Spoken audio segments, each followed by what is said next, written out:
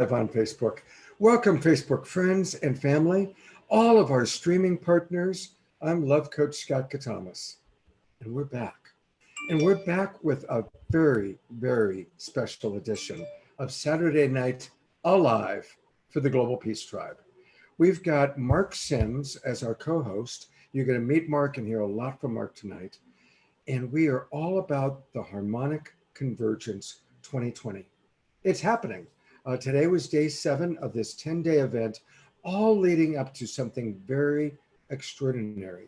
And already extraordinary things are happening. You're going to hear from amazing speakers, and wait until you hear the musicians that we have lined up today.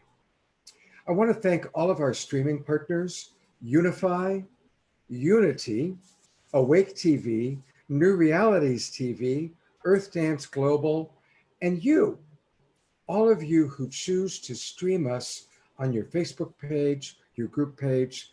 So please, we really appreciate how many of you are sharing our Saturday Night Alive with your friends and family. It's really, really exciting. So I'm looking forward to moving forward with the show. And I am now going to turn it over to my producing partner, an extraordinary woman, Deborah Giusti. Hi, thank you so much, Scott, and welcome so much for all of you attending to what is now our 14th show. We've been producing this every Saturday night since the lockdown, and we keep hearing it's being such a bright light to so many thousands of people during these very challenging but highly evolutionary times. And we are beginning in a new time tonight, 6 p.m. to 9 p.m., so we can invite our East Coast Global Peace Tribe community to come in at an easier time. And as Scott said, this is a special edition of the Harmonic Convergence, preparing for ET contact and creating universal harmony. And for those of you who aren't aware, this has been going on July 5th to 14th. And the goal of the Harmonic Convergence is to collectively raise consciousness, planetary stewardship, lifting humanity into a deeper resonance, coherence, world peace, and universal peace. And so we have an amazing broadcast with a lot of the luminaries, the musicians that are in support of this and that have been part of this. Unify is a big part of this and has been broadcasting this, and you can continue to watch this 24 hours a day. We'll put the link in the chat room on the Harmonic Convergence website. And tonight we have Mark Sims, we have Daniel Sheehan, we have Mary Wadwell, Patrick Cronifley of Unify, Celestine Starr, Craig Campabasso, Shauna Fay, Willard Van de Bogart, and we have also amazing musicians, Olax, Andrea Brooks of Sonic Butterfly, Jamie Deva, and we brought back the amazing comedian magician Heather Rogers, who we totally love. So continue to invite friends. If you want to join us on Zoom, you can type in Google Global Peace Tribe, and that will get you to our website where you can join us on Zoom if you like. And if you stick around to the end of the show at 9 p.m., we do community connections, where if you're on Zoom, you can actually come on and give your own 1-minute share of your experience right now of harmonic convergence, or whatever you want to share that's deep in your heart to share with the community. And that will happen right as the show ends at 9 o'clock. And we have, we produce this in the spirit of the new paradigm. And we use the spirit of the global gift economy, meaning we're sharing this broadcast with you for free. And we invite you to share back with us on our GoFundMe page any amount that you would like to offer. This helps us continue the broadcast in the future. But what we also do, we take a big portion of that money that you give us and we give it back to community, to various nonprofits or people in need. That in turn supports the community to be healthier, because those nonprofits really serve our community. And so the gifting economy just keeps rippling and rippling. And we'll share more about that with you later. We'll put the link to the GoFundMe in the chat box, but also you can just in Google type GoFundMe and Global Peace Tribe and you'll get that. And this time we are doing a very special nonprofit, Care for Nepal, which supports children and families in Nepal. And now I want to introduce a very special man who is our co-host. and he is the executive producer of the Harmonic Convergence. We're going to hear a lot more about him, and he's going to share more, but I just want to bring him on to say hi and share his love with you now. Mark Sims. Thank you, Deborah. Hello, everyone. Welcome to this special edition of Saturday Night Alive. So many of you here are very near and dear to my heart, especially my co-hosts and the guests that are going to be featured. I love you all dearly, and I'm just thrilled. My heart is bursting with love and joy to be here in this moment. This has been 5 years in the making, this event. And when I first started doing this, I had no clue where to begin. But with the help of Tejbar and with the help of God and all of the beings, the higher dimensional beings that have been there supporting me, this has now happened. And I only am able to do this because I have had so much support. And many of you here I consider my fellow Earth angels. So thank you, Deborah. And let's enjoy this evening. Thank you, Mark. And we're going to hear a lot from Mark, and he's also going to lead us on a very special meditation. This began just as a fundraiser for our friend Fantuzzi about 3.5 months ago, and it's grown and grown and grown. And people are now watching from all over the world. And I'm really excited about who you're about to meet. You're about to meet Olax. And because today is all about tuning in, connecting to higher vibrations, to alternate energies, even to extraterrestrials. And so it's perfect that we have Olax with us. They're the creative union between Andreas and Zarina. It's a fusion of heart rhythms and electronic sounds mixed with ethnic songs from their native people from Siberia, characterized by animal, bird, and deep nature vocals. Zarina was born in one of the most remote and cold places in the world, the Republic of Sakha-Yutia, that's in Arctic Siberia. She was 3 years old when she started to learn the language of the birds and the animals. Her voice takes its breath from her traditional culture, and truly her voice is an instrument. She's the creator of the Arctic Beatbox, which combines reindeer breath, and she's also the author of Neo-Shamanic Healing. You're going to meet her in just a minute. Her partner, Andreas, was born to a Greek Armenian family of healers and musicians, and he was 4 years old when he first started to play the drums.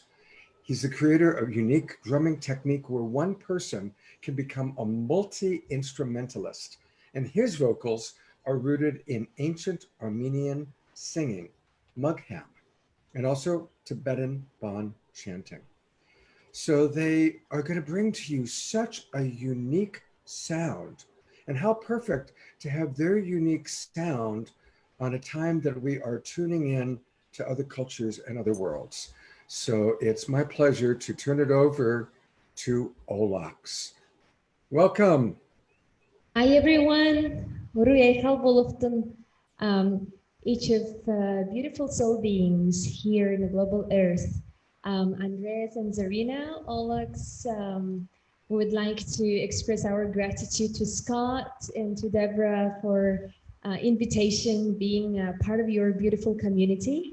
And before we start our traditional greeting song, Toyuk, as Scott introduced, I was born in the Republic of Sakha-Yakutia, which is in the Arctic Siberia. So I would like to introduce a little bit the shamanic culture, what we have in my homeland in Sakha Republic. It's probably the most ancient culture in the world. And the shamans, they are healers of the people and nature. And The word shaman came from our culture, from Tungu's word. It means saman, the person who knows.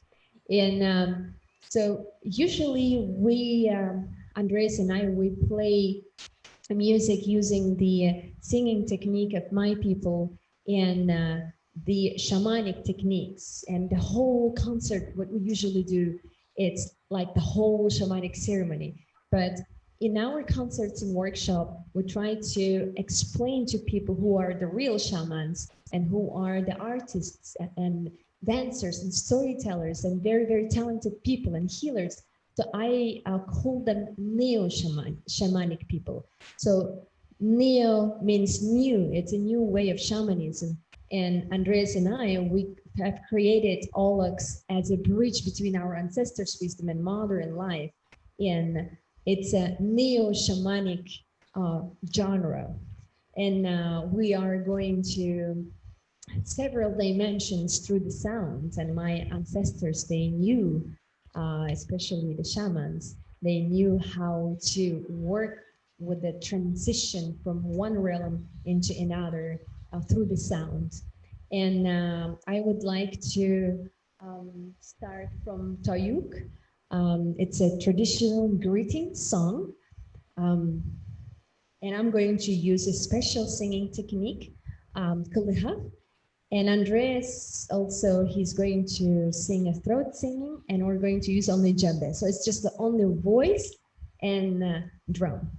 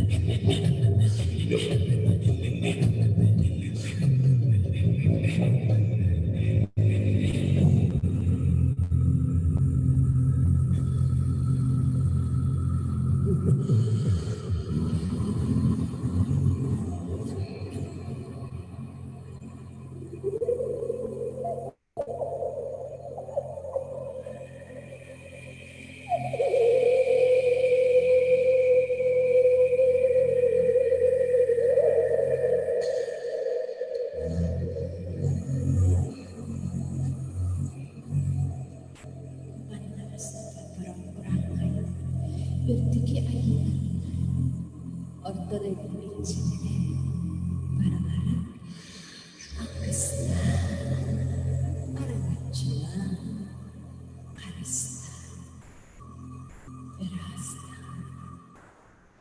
do do dominito. Wow. Marta, What an extraordinary blessing. What an incredible way to start this show. You know, I want to acknowledge that some of you may not know that they are finalists on America's Got Talent. So they're used to playing to however many thousands of people in that Kodak Theater. And so for you guys to just drop in with us, so just know that there's thousands listening, and we're really appreciating your exquisite, unique sound and the blessing that you gave us to begin this show. And we're going to have 2 more performances by Olax. So definitely stick around tonight, and maybe we'll hear a little bit more about what it's like to go from Siberia to America's Got Talent. Quite a different, talk about different realities. And now to really talk about different realities, my partner Deborah is going to introduce Mark. Well, next I get to introduce a truly amazing man. Mark is a serial entrepreneur, computer scientist, engineer, and truly by divine order, he is the executive producer of the Harmonic Convergence 2020 taking place right now. He has successfully developed many major technology businesses, and he became a champion amateur ballroom dancer and competed throughout North America. But in November of 2012, Mark had a spiritual awakening while he was attending a CE5 ambassador training led by Dr. Stephen Greer. And with that, he had a deep connection and transmission from a multidimensional being, Tejbar, and has now just released a book, 13 Days with Tejbar. And with that amazing experience, he was informed that there was a very special alignment happening at this time. And being a very grounded, successful entrepreneur and scientist, he did the due diligence to find out what was really happening at this time and found out, yes, this was really true. This was a very special time, similar to the harmonic conversions that happened in the 80s.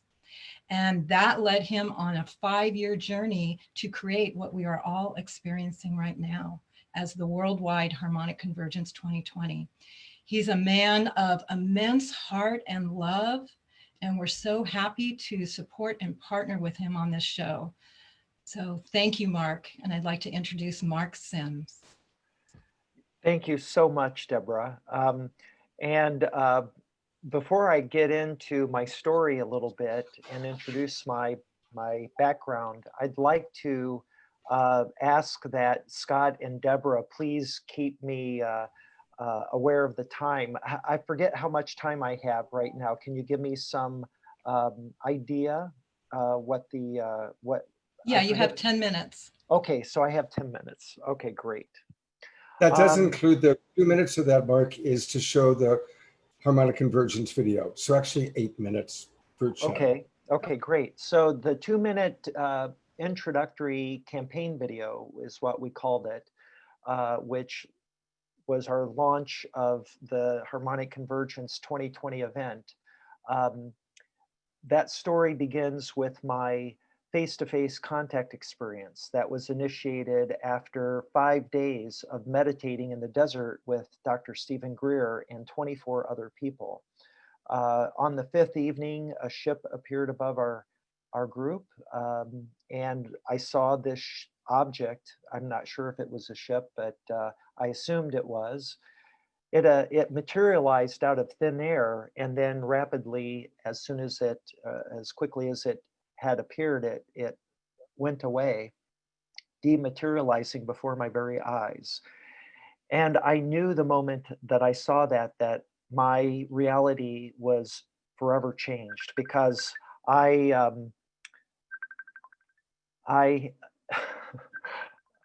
hold on here. I'm getting a call from someone on Facebook. I'm going to have to turn off my.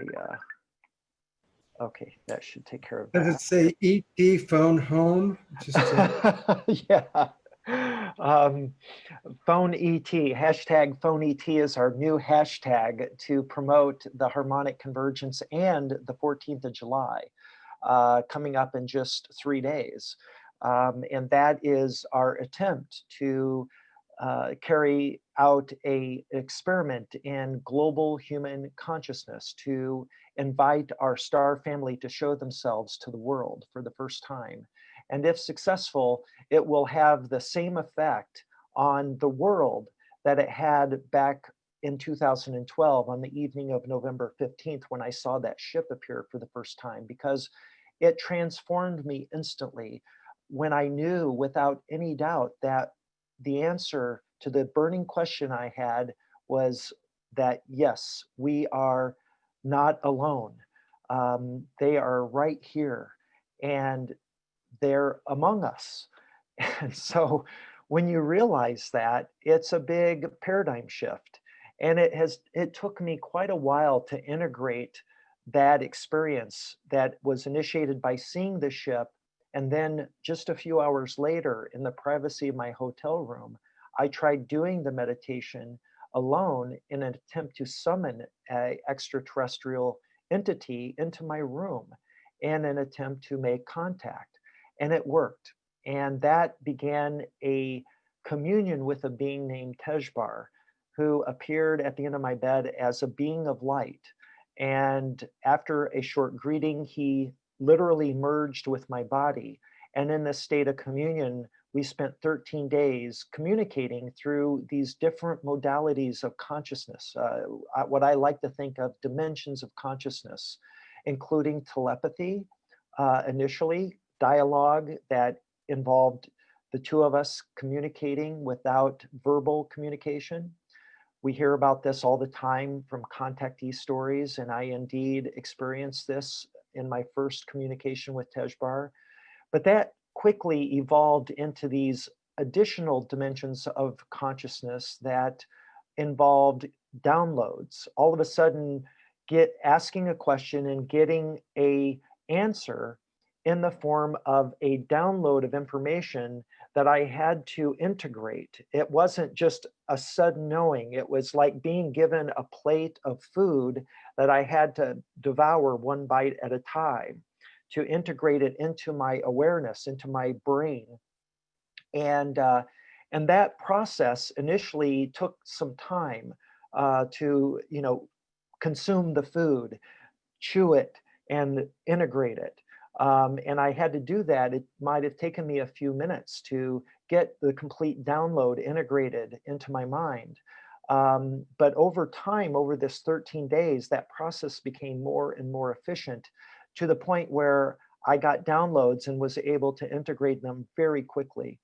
And then another mode of dimension of consciousness in which we communicated was one in which I literally experienced a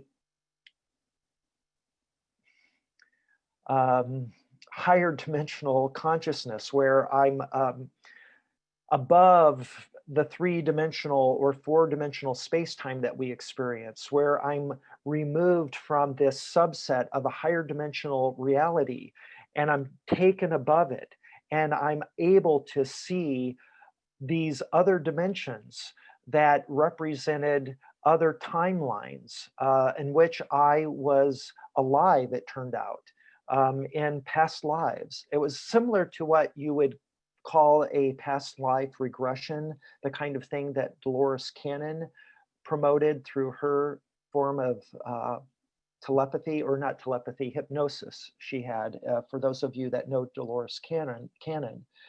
But my experience with Tejbar's help allowed me to experience someone else's life as though I were in their body. And the benefit of that is not just feeling and seeing what they're seeing, but knowing what they're thinking and understanding what their life was like up to that crucial moment that I was experiencing. So Tejbar took me through some experiences that at the time I didn't understand were actually past lives of mine, in which I would, in a couple of cases, I lived the last few moments of my life. And these were, incredibly powerful moments in which I found myself about to be executed. And I suddenly was aware of who I was and why I was in this situation and what was about to happen to me. And that was another amazing experience that allowed me to understand the nature of the soul's development through reincarnation, this modus operandi of evolving through many lifetimes to learn and to teach us and hone us into higher spiritual beings. And that is, I believe, the process we're all on this planet. And I like to think of this planet as a factory, a soul factory, in which all life is involved in a process of evolution, in which we are growing on this planet, individual souls that end up becoming human. And from there, we continue this process beyond. So in my book, 13 Days with Tejbar, I shared these 13 days in communion with Tejbar and the things that I learned and some of the amazing knowledge I gained that I am ready to share with the world. And so that's what the book's about. Now, Deborah mentioned that I have published the book. It's actually not published yet, but in a few days it will be available for pre-order on my website, marksims.com. So with that, I'm going to turn it back over to Scott, and he can play the launch campaign, or the campaign launch video, the 2-minute video that explains the harmonic convergence. So here we go.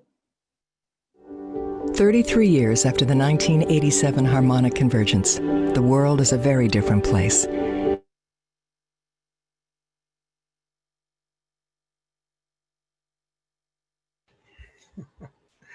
Um, Well, go ahead, Scott. Why don't you take your time and cue I up got that? Okay. there we go. Oh, where'd it go? Well, you know what? Go ahead. Introduce just a little bit about it for a moment. Okay. So this harmonic convergence is the consequence of a vision that I received from Tejbar 2 times back in early 2015. I do a daily meditation in which I sing a note called the hue, which I learned from a spiritual leader and that Tejbar introduced me to. And I began doing the hue as part of a daily spiritual exercise that involved meditation. And it was after this hewing for a while that I received a vision in which I visualized a global meditation for promoting world peace, and that I was being asked to organize this event. And being an entrepreneur of many businesses and understanding how to build teams that work towards a common goal for business, I believe I was recruited to organize this event, even though I had done nothing like it. So this all began back in 2015, and I've spent the last 5 years of my life trying to figure out how to do this. And because of the wonderful people I have been led to meet, including Deborah, one of the key people who was involved in this, and there are many others of you here. Danny Sheehan was one of the first people that I met to discuss my experience and its meaning, and he as well helped me put together a plan. Thank you, Danny. Here you are. I love you as a brother, and he's a very dear friend. I consider him a member of my family. He indeed is a member of my family, and I love him dearly, and his wife Sarah dearly, and their 2 sons, Dagan and Danny Paul. So they've had a lot to do with helping me and inspiring me and supporting me over the past 5 years to do this. So if you're ready, Scott, go ahead and let's watch it. I am ready, but I just want us to take a moment. I'm going to put the spotlight on Mark for a minute. And I want us, whether you're at home watching, all of our friends on Zoom, we've got thousands of people watching in the webinar room. Let's just look at this man and really think about what he's done. 5 years of his life. And frankly, people who thought maybe he's gone crazy, including people that were close to him. The extraordinary amount of time, money, devotion to follow a dream. And I just want us all to take a moment and just say maximum grace and appreciation for Mark Sims. Maximum grace and appreciation for Mark Sims.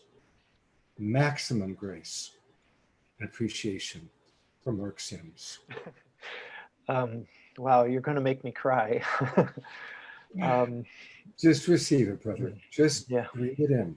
I feel it. I feel all of your love and support, and I'm so grateful. I need it, and it's been quite a journey. I've learned a lot. I have no regrets. It's been both very difficult and incredibly wonderful. And as a consequence, I'm very proud of my path and the way I've conducted myself with such integrity and dignity through this process when I've been accused of being crazy, bipolar. I was institutionalized soon after my experience back in 2012. I spent 20 days in the psychiatric ward of the University of Michigan Hospital because I was very naive and told the doctors that were interviewing me, giving me a psychiatric evaluation, that I had merged with a light being named Tejbar, and he was in my body at that moment. And I asked, I was very naive, and I said, would you like to ask him a question? And that resulted in me being what's called 5150, or involuntarily committed. And they claimed that I was a harm to myself or possibly others, when there was no evidence whatsoever of such a thing. I was not suicidal. I had not threatened anyone. I was in this very blissful place. I was just so amazed and happy to know that we're not alone. And I was learning all this amazing history about our planet and about the beings that were involved in creating life on this planet, including us. The story is so beautiful. I cannot imagine a more beautiful, epic story than the story of our planet, of Earth, and of us humans. We are not just a product of Darwinian evolution. We are also a product of divine and ET managed evolution. They have created us. And there's a reason why they've done it. That's amazing and beautiful. And I can't wait to share that full story with you. Thank you, Mark. I just want to say to anybody out there watching, because with thousands of people watching, and I know many of you are contactees, experiencers, have had extraordinary interdimensional experiences, and have also been shunned or had to go through that kind of pain. May Mark serve as a positive role model for us. And so with that, I am going to show the right video this time. It's just a 2-minute video that gives you an idea of the amazing thing taking place all around Harmonic Convergence 2020. From July 5th to 14th, a historic experiment is taking place around the world. A global meditation to invite peaceful extraterrestrials to show themselves with thousands of light ships across the sky.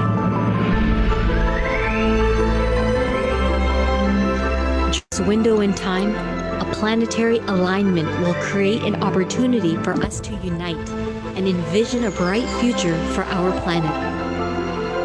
This 10-day event will bring humanity together in this time of unprecedented change to rise up and unify. Indigenous cultures and prophecies have told us of star beings standing with us, ready to help and support our transition to a better future. The Harmonic Convergence 2020 will bring together elders, leaders, artists, and experts to guide us through a transformational journey. The last day will culminate in a global meditation to make contact with our universal family.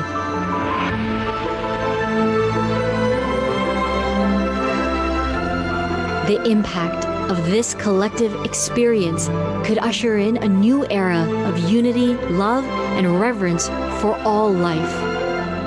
It is time for us to step up and take action to shape the future of this planet. We are human, and we are not alone.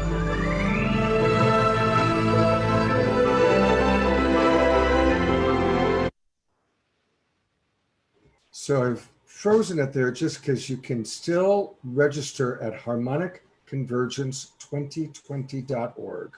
You can still register there to, follow up, because a lot's going to be going on over the next few days and beyond the next few days. So if you haven't registered, if you haven't given your email address to Mark's incredible team, go to Harmonic Convergence, that's 2 C's, harmonicconvergence2020.org.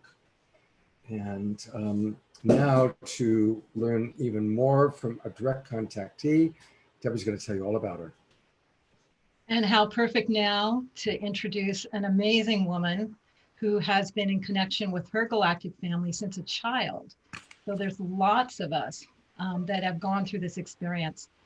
Celestine Starr has been called a Renaissance woman for evolutionary times, which she possesses profound knowledge, wisdom, and expertise in so many fields.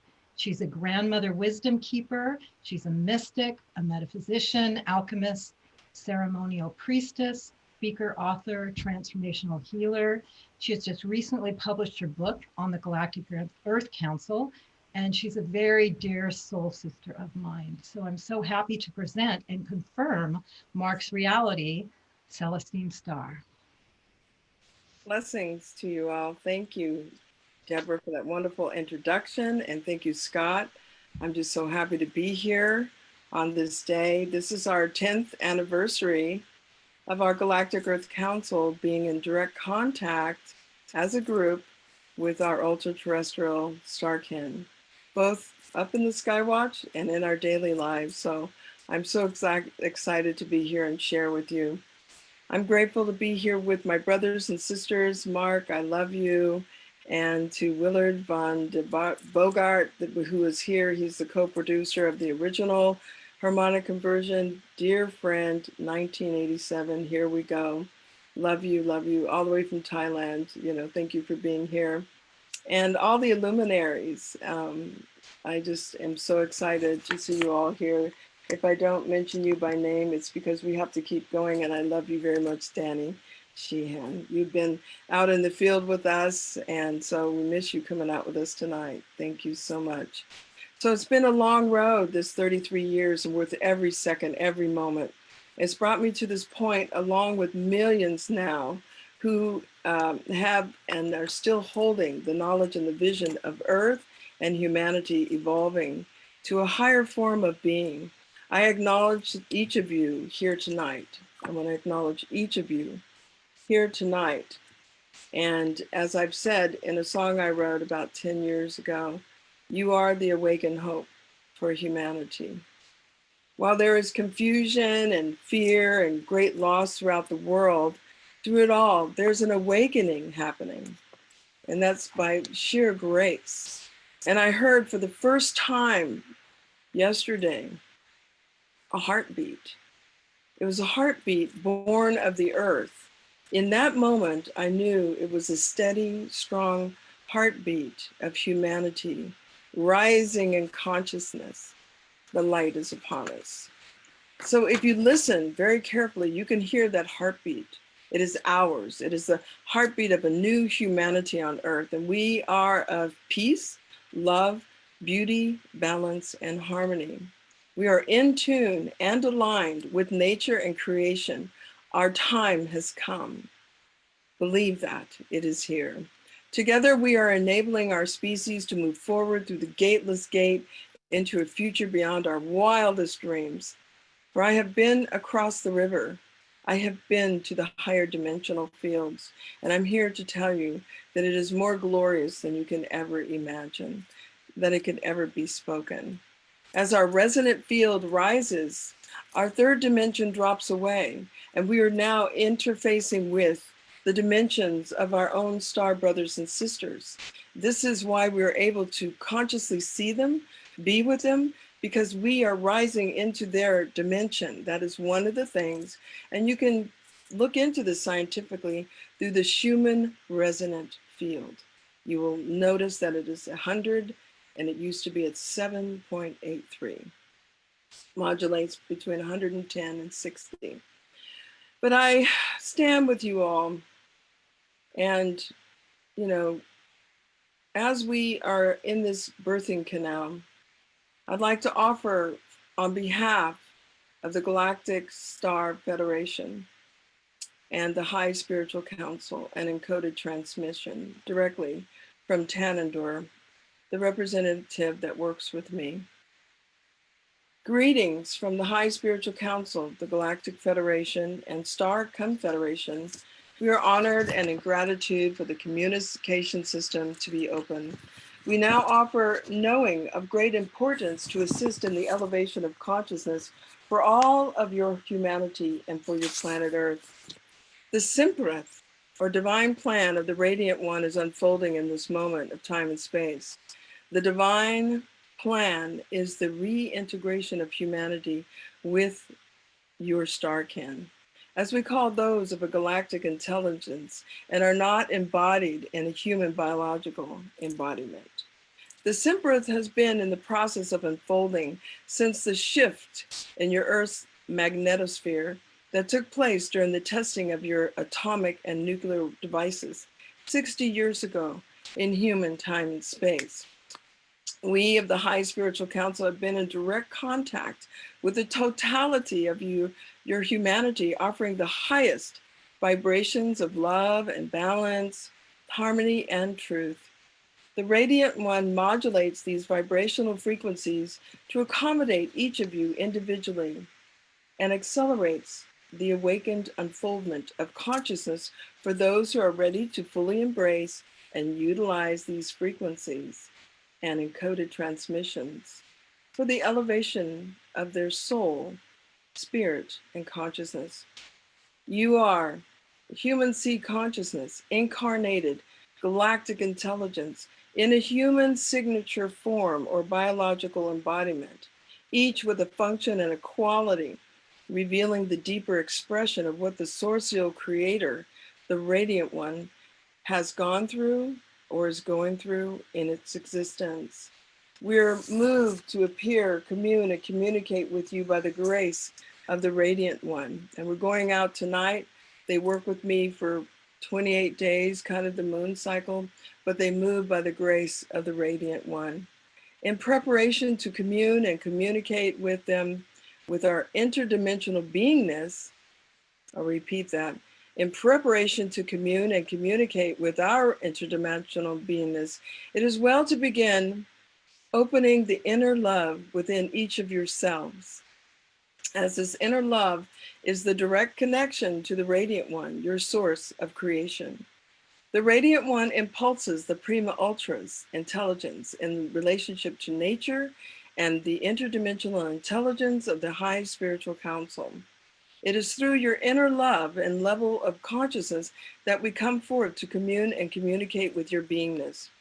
Ask for our presence if that is what you need. Wait for the impulse to come into your inner love chakras.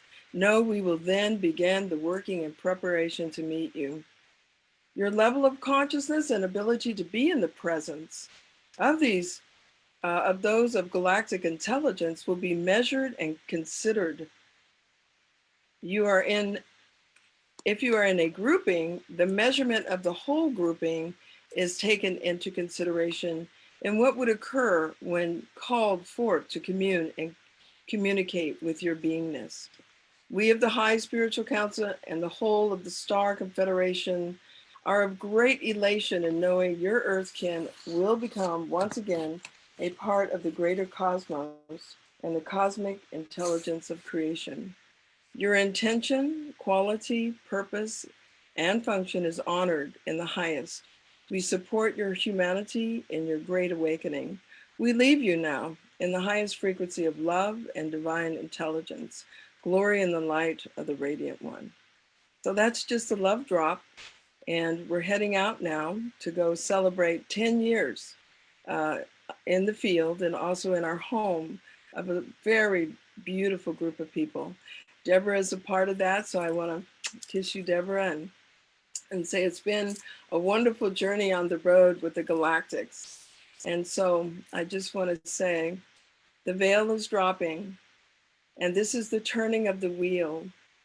This is the absolute turning of the wheel. They've shown me the vision. I saw the vision back 20 years ago, and this is the moment for everyone to step outside. They don't even have to be outside. You could be in your home and they can appear, as Mark described. Just be present and realize we are turning the wheel of time. Once we turn the wheel and we say, okay, we accept the Galactics, it's a part of our life, then we have things that they can offer. Please step out and give them permission to help us with the coronavirus. That's step one. If we give them permission, then they can step forward. I send you my love, my bliss, my eternal gratitude, glory in the light of the Radiant One, and thank you, Scott and Deborah. Thank you. Thank you, Celestine. And I'm just putting up on the screen for a moment, for those of you in the Bay Area, if there's still room, Celestine's going to be leading a Sky Watch on Tuesday night, this Tuesday night, July 14th, which is a very special night. You're going to be hearing a lot about that in the next hour or two. So for more information, you can text, if you want to sign up for her global news, text in capital letters galactic to 22828.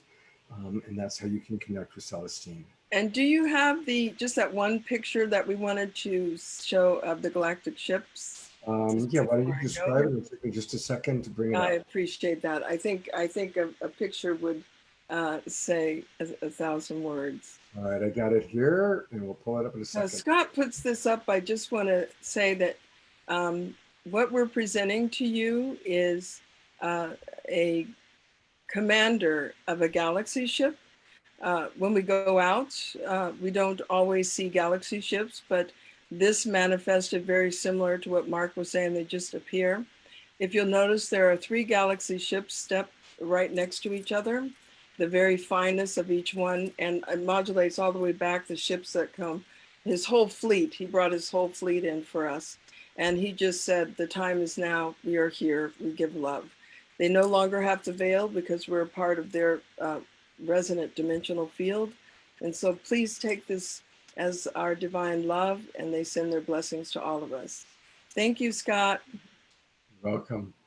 Thank you, Celestine. And I'm turning it back over to Deborah to introduce our next speaker, which will be Jim Seymour, our astrologer. And Deborah, we can't hear you. All right, thank you. So we thought we should bring a very experienced astrologer on to really share what's going on in the sky right now and tell us about this alignment that Mark was able to get information from and document himself. So Jim Seymour has been an astrologer for many, many years, and he's joined us on the broadcast here and become part of our community. So we asked him to share his wisdom of what he sees is going on here in the July 5th through July 14th window, and especially July 14th. Thank you, Jim. Thank you, Deborah. Thank you, Scott, Jay Mayer, Fantuzzi, Lindsay, Mark, everyone who's a part of this. It's a real joy. I'm very excited. I'm very nervous, but in a good way. There's so much to say, but I wanted to focus on a couple of really amazing alignments that Tejbar picked out because of the 14th. It's very significant. On November 1st, 1977, an astronomer in the United States discovered an asteroid and they named it Chiron. Chiron is one of the Centaur asteroids. And many books have been written about Chiron. Chiron's been called the wounded healer. And Chiron in ancient times was also an astrologer. And when the appearance of Chiron was heralded in the sky, a zeitgeist descended to the earth on healing. And 1977 saw a huge burst of alternative therapies, Eastern philosophies really taking root with Shirley MacLaine and Out on a Limb, and all these different things were starting to really bubble. 15 days after the discovery of Chiron, Steven Spielberg released probably the greatest message to the world about the reality, Close Encounters of the Third Kind. It influenced hundreds of millions of people around the world and opened their hearts to this reality. Chiron orbits between the orbit of Saturn, which represents structure and crystallized form in the material reality. Saturn is the Chronos, he's the keeper of time. And I heard Celestine talking about turning the wheel of time, right? Well, Chiron is the rainbow bridge between the crystallized material structures and limitations of 3D reality that Saturn represents, and builds a consciousness bridge to Uranus, who represents freedom and liberation from confining consciousness. So Chiron is extremely important in our evolutionary process, and tonight exactly conjunct with Mars, the sacred spiritual warrior, the inner divine masculine, in the sign of Aries tonight at 9 degrees, some 36 minutes. Aries deals with our identities, like who do we identify with? What is our race? And the other incredible alignment happening tonight is the sun sweeping down through the sign of Cancer and forming an opposition to the Jupiter-Pluto conjunction in the sign of Capricorn. And Capricorn rules governments big multinational corporations, banking, the military, and huge bulwarks of power on the planet. And back in December, there was a massive conjunction of 4 planets in Capricorn, and it heralded the coronavirus. And now, 6 months later, the sun has come around. Summertime, it's Cancer time. Cancer represents our ancestral wisdom, hierarchies of knowledge that come down through our ancestors, right? Cancer is the wellspring of nurturing and our home, our concept of family, of tribe, a concept of clan and kin. So Chiron is communicating with this powerful opposition from Cancer to Capricorn. And it's like back in December when the coronavirus first erupted in Wuhan, China, it was the whole world got a shockwave, and they were confronted with the limitation of 3D consciousness, which is identifying with the material body. And as Mark was pointing out earlier, we are spirit souls temporarily evolving through forms. And Chiron is so important, together with the sacred warrior Mars, right? I was communing last night with warrior sage, and he was talking about this. So this is the future. It's extremely exciting. And on Tuesday the 14th, the sun in Cancer forms an exact opposition with Jupiter, who is wisdom, good fortune, abundance, and expansion of consciousness, and Pluto, who is the ruler of Scorpio and the planet of transformation, the imaginal cells of the caterpillar going into the butterfly. This is Pluto, Jupiter, opposite the sun in Cancer. And whenever we have an opposition, it's an invitation to find that balance between being responsible and accountable and participating in the world, and also being open to our spiritual ancestral heritage. Thank you, Deborah. Thank you, Scott. It's always a privilege to be here. Oh, thank you so much, Jim, for that very important understanding. And certainly if people have more questions, Jim or Deborah, let's pop his contact information into the chat box. Well, we're now going to go to one of the things I've been really excited about. You're about to meet an extraordinary woman, Andrea Brooke. She is the sonic butterfly.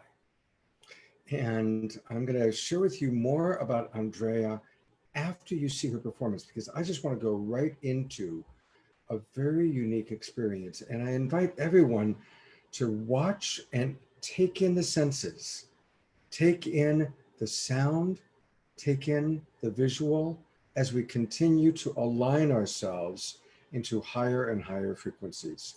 Andrea, thank you so much. You're on.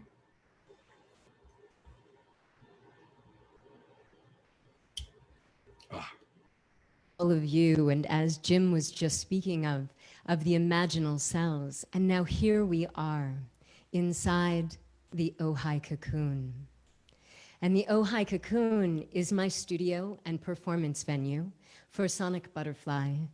Sonic Butterfly is my design of long string harp. It is an acoustic chromatic 2-octave long string harp. The strings are 60 feet long. And so I consider Sonic Butterfly to be an instrument of transformation. And right now, you get to be inside that instrument of transformation. For in fact, throughout COVID-19, we have been all put in our cocoons. What we've learned over the past 4-6 months is that this is an unprecedented time of change. And so we ourselves must change. Rumi spoke of this amazingly. In Farsi, he said, Hilatroho kon oshoro, divanesha, divanesha, andar dele utashtara, pervanesha, pervanesha. And what this means, very simply, is let go of your mind. Become crazy. Yes, become crazy. Jump into the fire and become the butterfly. Become the butterfly. We all get to listen to this as Jim expressed and as Celestine expressed and Mark, that this is a time for us to recognize that we can be more than we've already been. We've had our caterpillar existence. It's been fat and happy on our couch. And now it's time to jump into that cocoon. And the butterfly is the warrior. In fact, in Aztec times, they wore butterflies on their breastplate and on their helmet. For the butterfly comes out of that fire. The caterpillar enters that cocoon, and it goes through a war of cells. Does it feel as if we're all going through that war of cells right now? Perhaps even that's what COVID-19 is. It is transformation. And so as we go through this transformation, let's allow for that fire to transform us, to allow us to become our fully realized self without limitations. Let's take wing and fly. And so this song tonight is called Parvane, which is butterfly in Farsi.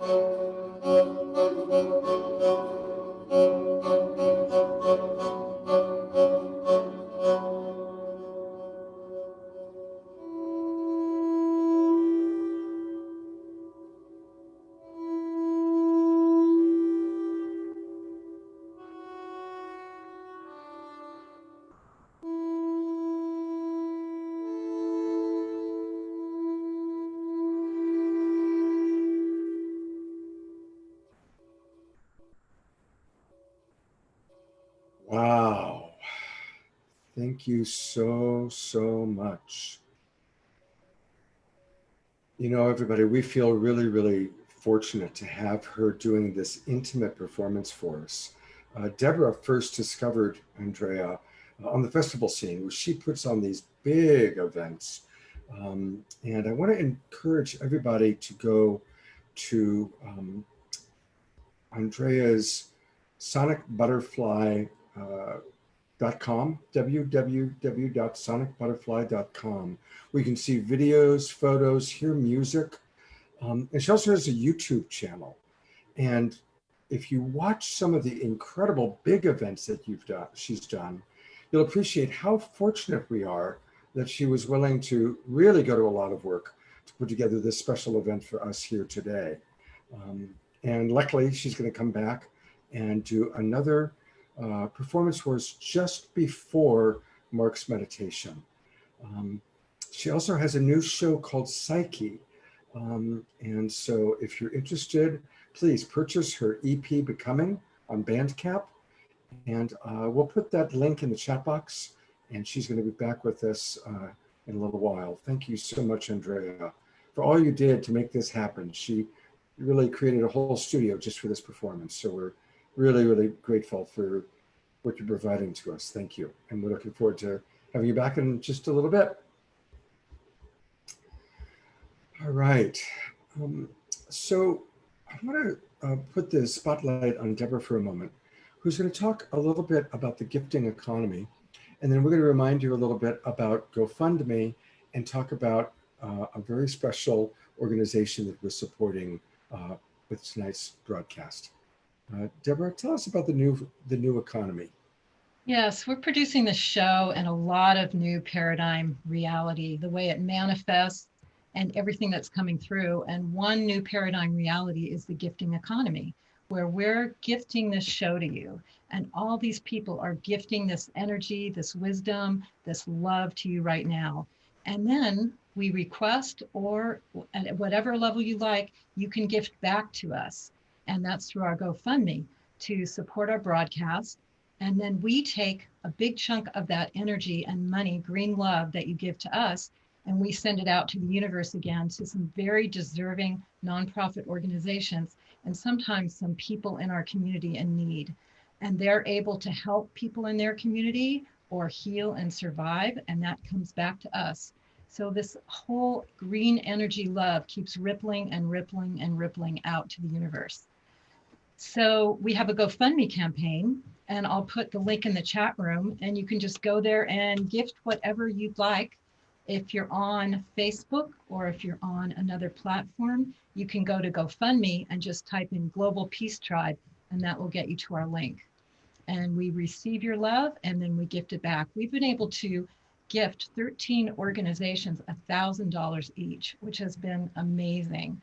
So this broadcast is not only about giving incredible information and love, it's by giving green love energy out to do some good in the world. Scott, do you have that list of all those organizations that we've sponsored? Do you like to? I'm going to show that in the mid-show break. Okay.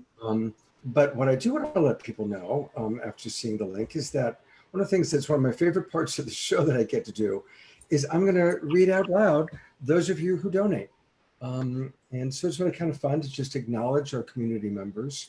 And everything is appreciated, whether it's $5 or $500. And yes, we have received donations that large, and they're all valuable. So please donate.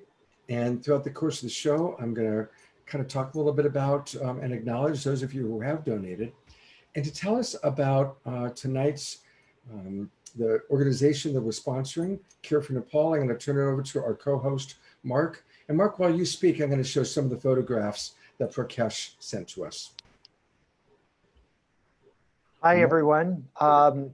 So Prakash Dangal is this amazing man in Nepal who started carefornepal.org. He is a self-made webmaster and has self-taught him, how to do GoFundMe and other web-based, fund-based,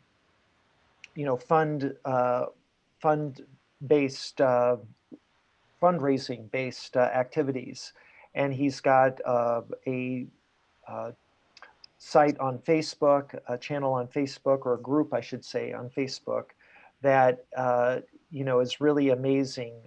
It's clearly he's put a lot of hard work into this, and it's become especially difficult in Nepal because of COVID-19.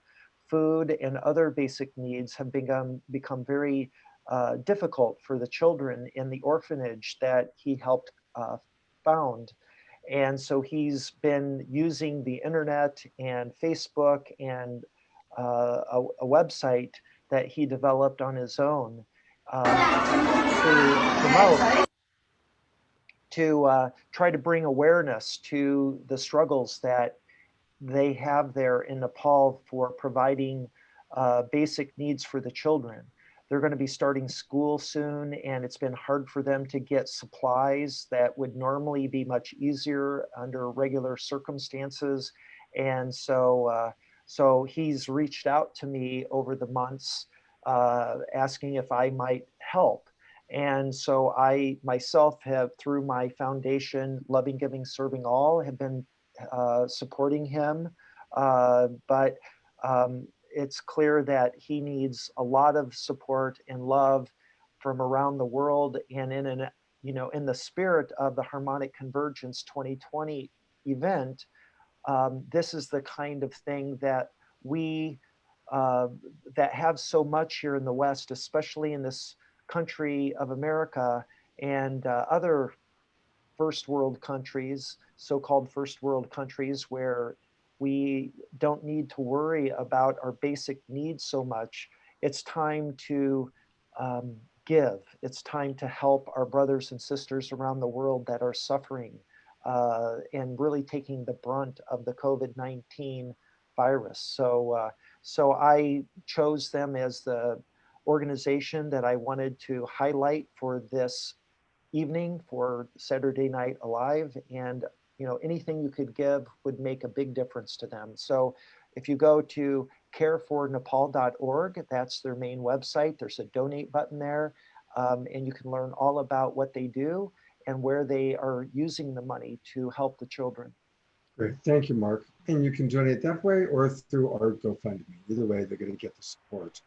And I'm actually going to go back one more moment, and he did send us a video, which I just realized. It's a very short video. There they are. Really broken in the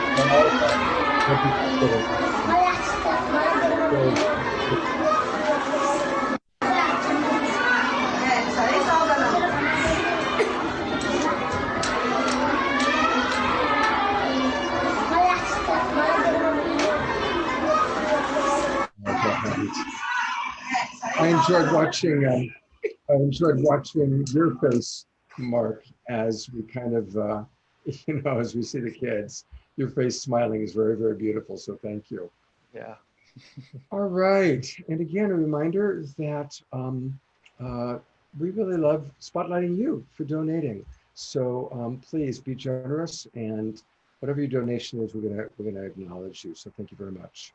And now, Mark, would you like to give us a brief introduction to Mary Rodwell? Mary is a speaker, and I know that you're going to tell us a little bit about her. Yes, Mary, I I had the pleasure of meeting back in February at the Conscious Life Expo in Los Angeles. Um, Mary is somebody I've been aware of for quite a while, and I didn't know, frankly, that she'd be at the Life Conscious Expo, and was delighted to learn that she was there and took advantage of the workshop that she hosted on the last day, which was Monday when most people had left.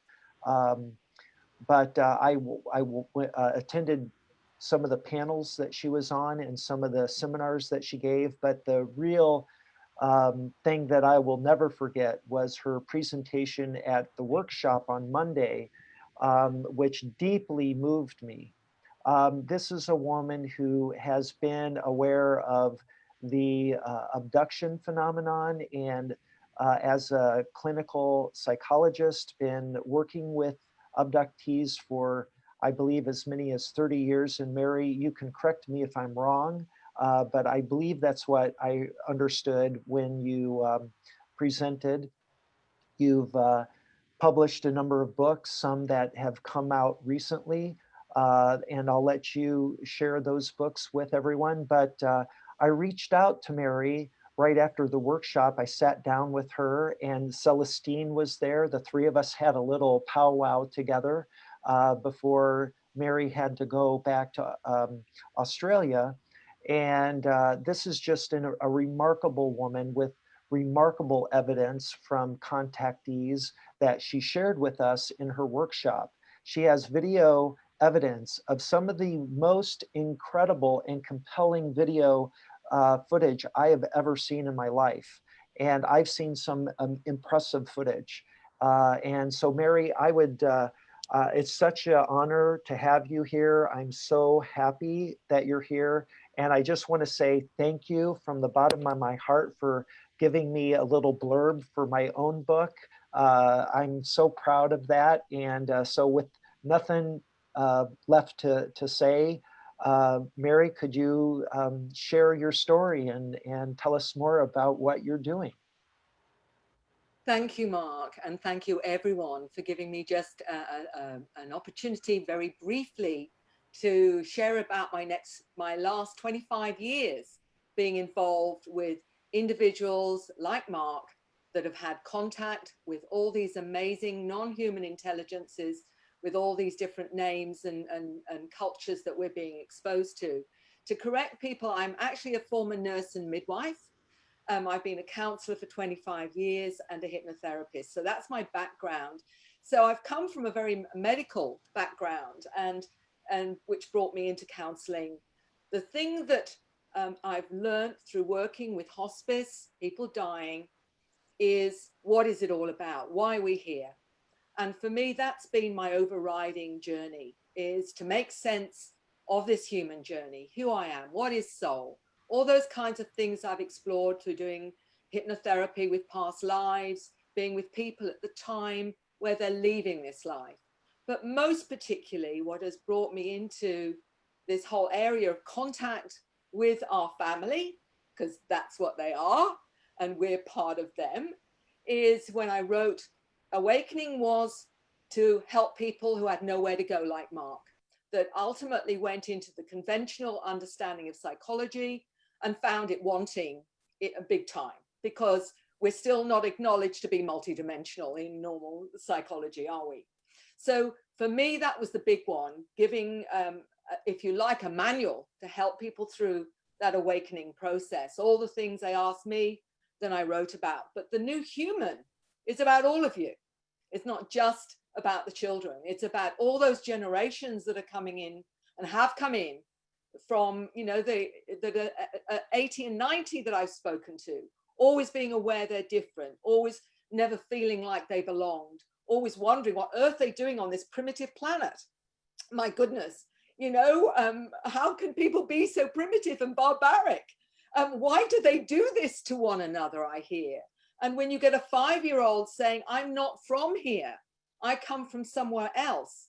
And so for me, the most profound was the new ones coming in, particularly now, that are part of this wave of shift that we are now experiencing. And I always remember a dear friend of mine, Mike Oram in England, who told me this and he wrote about in his book, Does It Rain in Other Dimensions? He said this.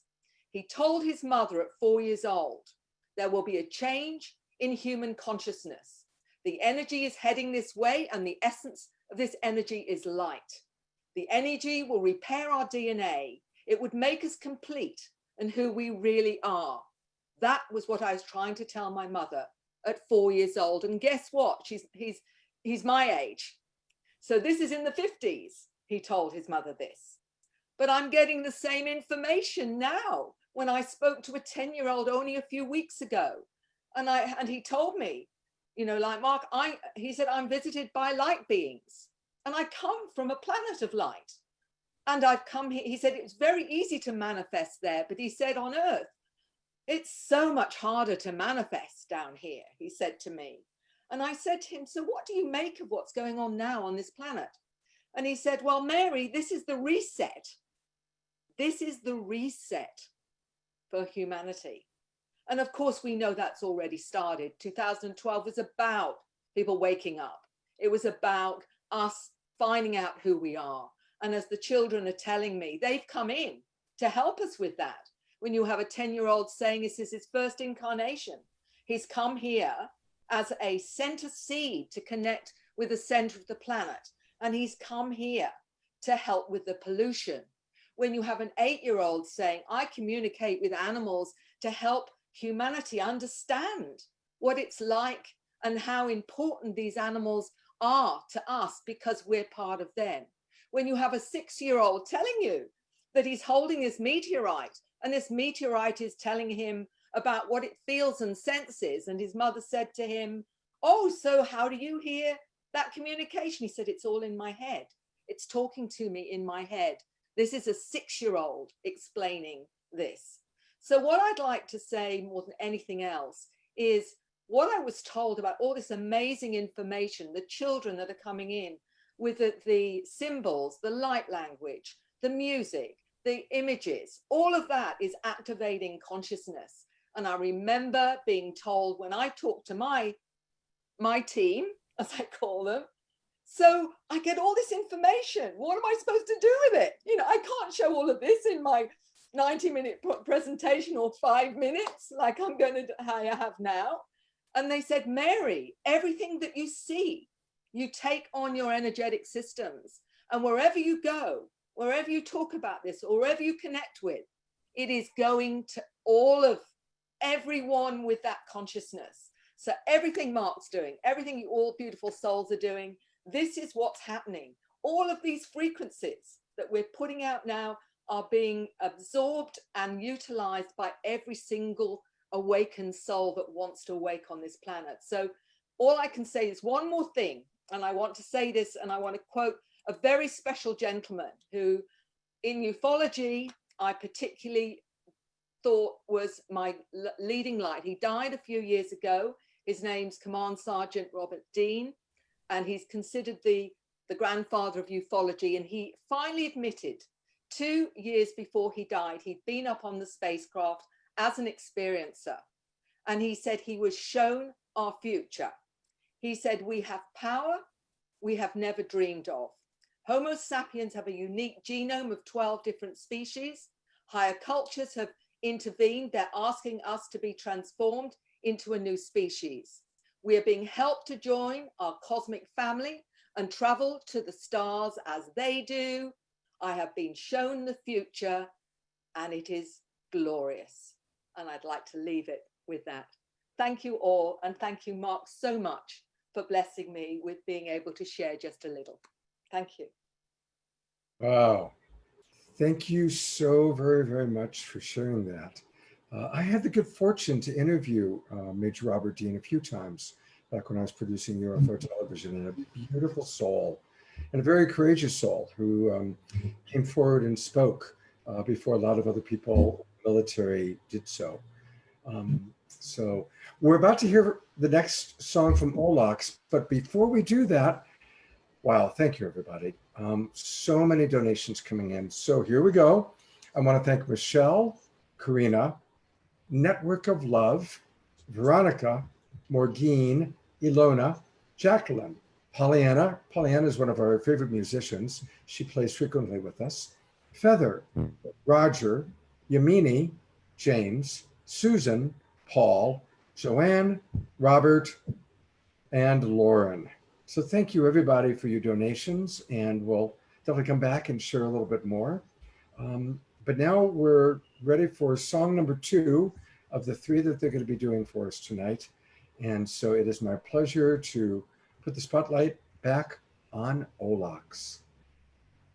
Thank you so much, Scott. Thank you for this beautiful, I've been listening the speakers and I've been watching the videos, and it's amazing that the whole world now is awakening, and life itself, I think the life is never stops, it always moves. And as my ancestors see the life as a 3 levels, 3 dimensions, the lower, the middle, and the higher. So I think this situation, what is going on in the world, it helped me to understand the meaning of life and to dance. It helped me to stand up, to rise up and dance in these 3 worlds and between them.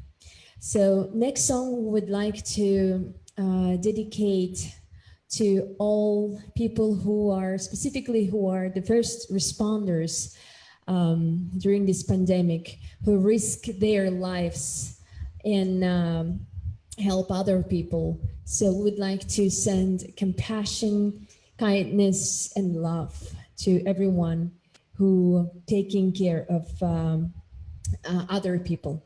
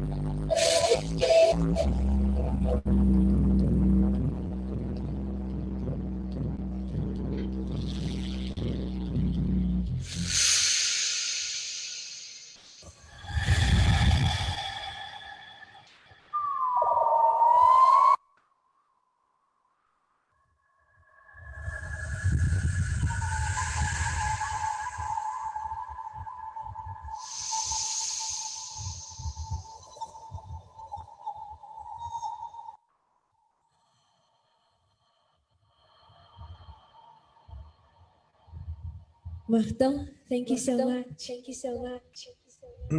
Thank you so much. You know, you're bringing to us your incredible world, your incredible culture, and you've kind of been immersed in our very different culture. I just have to ask you, what's it like coming from your beautiful and unique different world into the world, not just of California, but America's Got Talent? How is that for you?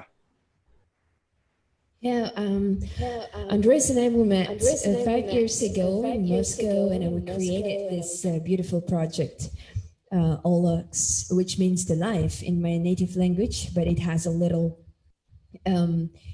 changes in the end. It sounds Oloch, the life, and then we did it as Olux because this is like our creation, like it means that the life always moves. And from very first rehearsal, I told to Andres that we have to go to America because here in America, we feel that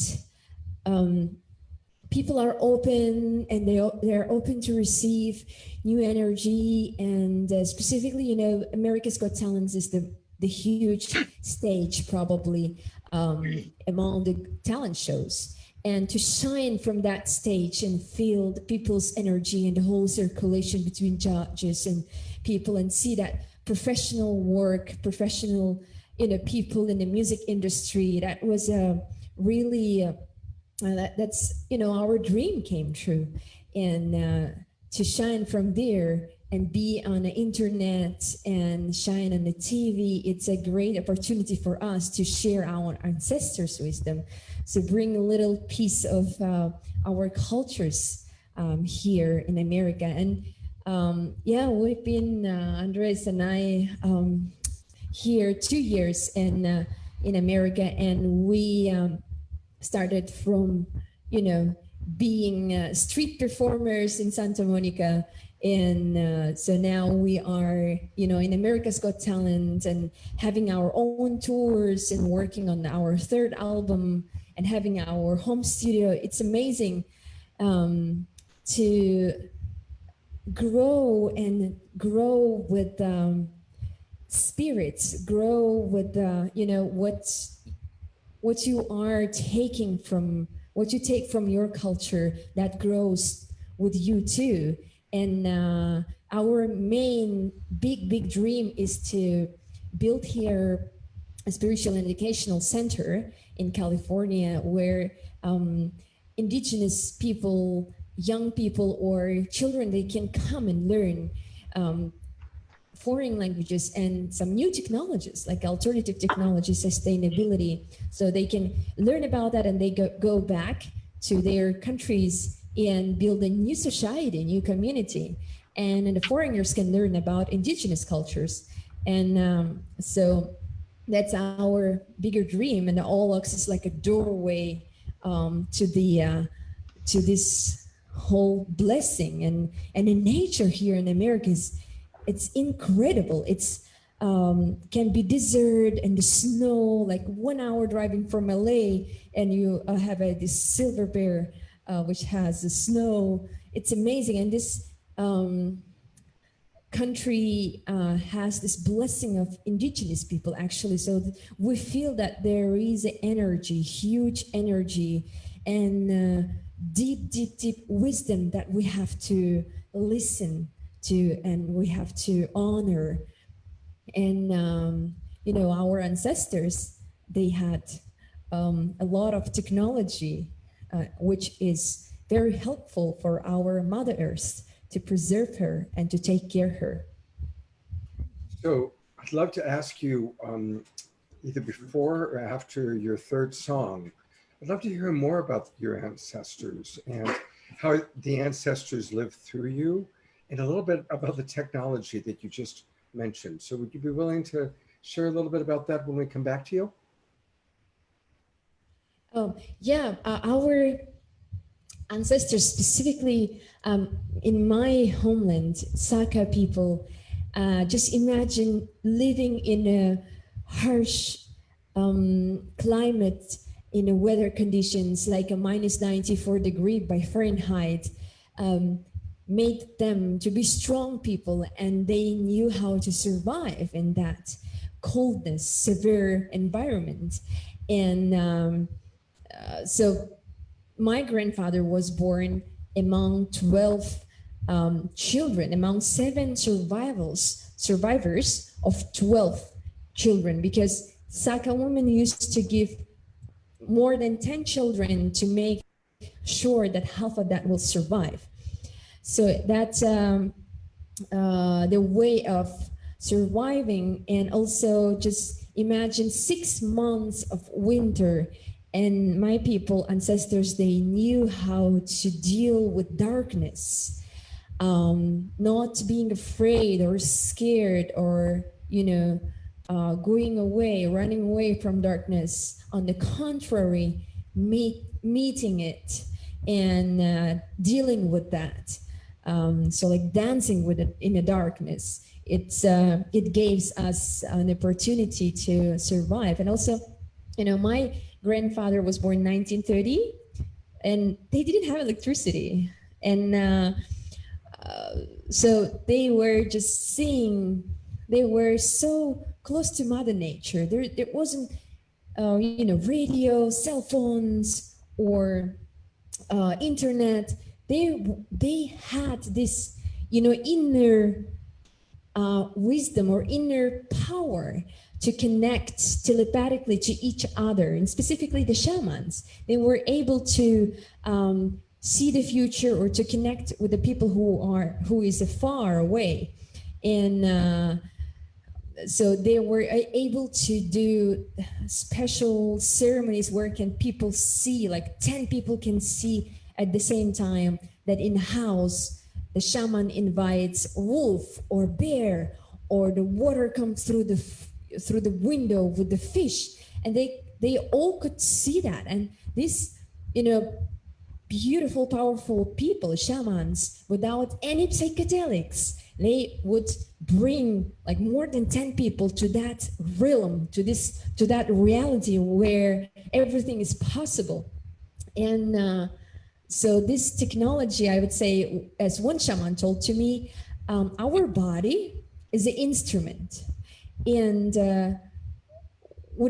we actually don't need a cell phones or radio or TV or internet, because we have access to that if we train our body.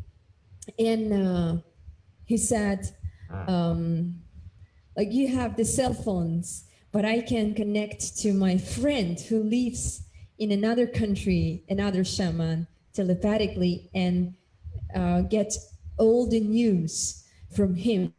So it's just amazing to be aware how powerful we are. And I do believe that everyone has an inner healer and inner shaman sleeping inside of themselves. And this is a time, the great time of awakening and awaken our inner healers. So thank you so much for bringing us here. Thank you. You know, it's such perfect timing as we are, talking about going within and preparing for a whole new rising of our consciousness. And you're providing just another example from a different part of the world where that's understood. That's part of your culture, and so it's perfect that you are our guests tonight. And we're going to get to hear from you one more time. All right. Well, we want to, acknowledge again the donations are coming in, and I'll share a little bit more about that and give names and acknowledge all of you. But what we want to do right now is we want to show um, some of the organizations that we funded in the past. And those of you that are regulars on Saturday Night Alive, you recognize because we always, not only do we fund these people, but we let them come on, talk a little bit about their organization. Um, and so everything from this amazing nonprofit in New Mexico to the essential food and medicine. We did a lot of organizations that provide food, medicine, support, like the People's Community Medics, Meals on Wheels in San Francisco, the Healing Clinic Collective, Sonoma Food Runners. But we also wanted to support election integrity. Some of you might have seen, we had a wonderful show that was all about social activism and sacred activism that included Andrew Harvey and Lynn Twist and Lori Grace, who taught us all about how important trust vote was and is. Growing together, supporting schools and neighborhoods, and even a religious and humanitarian organization. And then we realized that there were people in our community dealing with cancer, third and fourth stage cancer, that also needed financial support. So we supported Blaine Lyon and Mariela de la Paz. And Mariela was watching, I did an interview show last night with some people that are experiencers, and Mariela was watching that show. We funded Dream Corps, a beautiful organization, especially when we were really focusing on an entire show just on Black Lives Matter by honoring all Black voices. All of our performers, our speakers were people of African heritage. So that week we supported Dream Corps, which was founded by Van Jones. And supporting the John Anthony Foundation that helps support homeless people. And most recently, the Pachamama Alliance, we supported 2 weeks ago. And now again, this week, we're supporting Care for Nepal, as you've seen some photographs. And I think what we'll do, because we're running a little bit behind, Mark, are you willing for us maybe to show the video a little bit later in the show? Would that work for you okay? Yeah, that's fine. Certainly. Okay, great. So again, you can support going straight to Care for Nepal or go to our GoFundMe. And again, I'm going to bring up the GoFundMe for you to take a look at. And thank you so much for all the people that are supporting. You can go to GoFundMe and make your donations directly. And we're going to be supporting this beautiful organization in Nepal. So thank you so much. Also, this is where we want to acknowledge a lot of our streaming partners and our sponsors. And for that, I'm going to turn it over to Deborah. Yes, this has been such an amazing journey and so much collaboration and cooperation. We have amazing broadcast sponsors. We have Awake TV, New Reality, Unify is broadcasting. We have 3 new networks, Portal to Ascension, who does an incredible virtual training program, and they're going to have a virtual summit in October.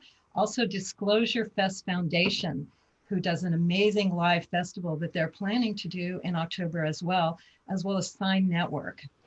And you can watch the program there. Also, we give out replays. If you sign up through our Zoom, then you'll get the replay on Monday. And you can do that by going to Global Peace Tribe on Google, and you'll see all our links to sign up. Also, we're going to continue to do this show with the harmonic convergence theme through July. Next week, we are going to have the highlights of the harmonic convergence and what's next. So it's going to be another level of this incredible information and a whole host of new performers and speakers. And then July 25th, we are going to celebrate the Day Out of Time, global peace through this cultural day. And again, we'll have amazing speakers and performers that will all focus on that amazing consciousness there. Also stick around at the end for community connections. And again, I'll put the Global Peace, the GoFundMe in the chat room, or you can go to Google and just type in global GoFundMe and search Global Peace Tribe. And now we're going to go to some comedy. Yeah. Got comedy, and then we've got Sonic Butterfly, and then we've got Mark's meditation, where he's going to take us into a very different world. So you want to tell us a little bit about Heather? Yeah. So in this show and in life, as we journey towards the amazing process of transformation, we also want to honor magic. We want to honor laughter and fun. And that's why we're bringing on this amazing woman, Heather Rogers. She's an award-winning magician, and she's a human potential coach, all put into one. And she's done over 4,000 presentations, some as large as the Barack Obama's inaugural ball in DC, Caesar's Palace in Las Vegas. And what's so beautiful in her, and with her magic and her comedy, she weaves in metaphysical spiritual truths. So it's also a transmission, which we love. And so happy to have you back, Heather. Heather Rogers. It's wonderful to be here, everyone. Welcome to Harmonic Convergence 2020. This set is specifically for all you space aliens out there. I'm so excited to be a part of tonight's special edition, Preparing for Contact. In fact, I was so excited I took it upon myself to publish a book for Saturday Night Alive, Hot Tips for Aliens Looking for Love. Oh, and these tips are hot. They are hot. They are so hot. They're Spitfire hot. Now, it's going to get complicated if you want to actually meet an Earth lady, and I can only speak for the Earth ladies, being one myself. I mean, think about how complicated it is for, say, tourists when they come to Earth. He's a reptile. He wants to go to the aquarium. She's a gray. She wants to go to the planetarium. They decide to compromise on the exploratorium, but they can't find parking. So they end up sitting on the pier, guzzling a brown bag of ketchup. By the way, thank you to our sponsors who have declared that Heinz 57 sauce is the official sponsor of the Regional Federation for Star Travelers. It's so good. When you have some, you're going to guzzle the whole bottle. It'll be like it disappears like magic. As I was saying, if you want to snag an Earth mama, please, please do not use this pickup line. Hey, baby. They call me E.T. What do you say we go intergalactic? Don't do that. Please don't do that. Also, do not eat her pets. Do not even probe her pets. She will not appreciate that, okay? Also, if your idea of a wild night out is throwing down some crop circles and maybe zigzagging around to surprise some PTA moms, you're a geek. You gotta lift it up, man. We gotta get into stride, up your game. So, how do you go from being a square trickster to being a well-rounded hipster? Well, I'll tell you. For starters, if you want to fire it up with that maiden, don't do flowers. That is so passé. No, right now, I'm going to deliver to you the elaborate Earth mating ritual. This is if you want some serious action. What you do is you take her dollar bill. You got to do the dance. It's an Earth mating dance. Then you fold her dollar bill, and then you turn it into 100. Oh, yeah. Then you repeat it 20 times and give it to her, and you will win her heart. I promise you. Now, we're talking about heart.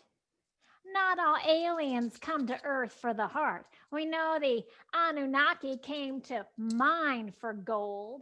Well, Also, I have to say that Pleiadians have a heart of gold. Now, I don't want you to think I'd go out of my way to try to impress a Pleiadian, but if I saw one, I might say hi. Hi. Now, if you happen to be a strapping, blonde, tall Pleiadian, you should know that I'm single. And if you want to take me for a ride on your spaceship, you should know that I will come prepared. Let me set this up for you. You got to gather the whole picture. Okay. Now, here we go. If we're going to go on your spaceship, I will have my electrolytes, important for space travel. I will also have a toothbrush in case it turns into an overnight. And I'll have a pencil so that I could write down all those fascinating fractal Merkaba warp drive formulas you're dying to teach me. And I'll bring a deck of cards in case you want to do some sky-clad poker. Oh, yeah. And some crayons so we can make ecstatic art together. You may be surprised to know that I have a few anti-gravity tricks up my sleeve. Oh, yes. You see, I have magnetism. What I do is I produce an equal and opposite mechanical magnetic force to counterbalance the pull of gravity. Ooh. Can you feel the power? Can you feel the power? I can feel the power. Can you? Everybody knows. Everybody knows that gravity is interpreted as a curvature of space and time by mass. So we can push the limits of relativity. We can make our magic here. Let me fix this. All right. We're going to make magic together. We're going to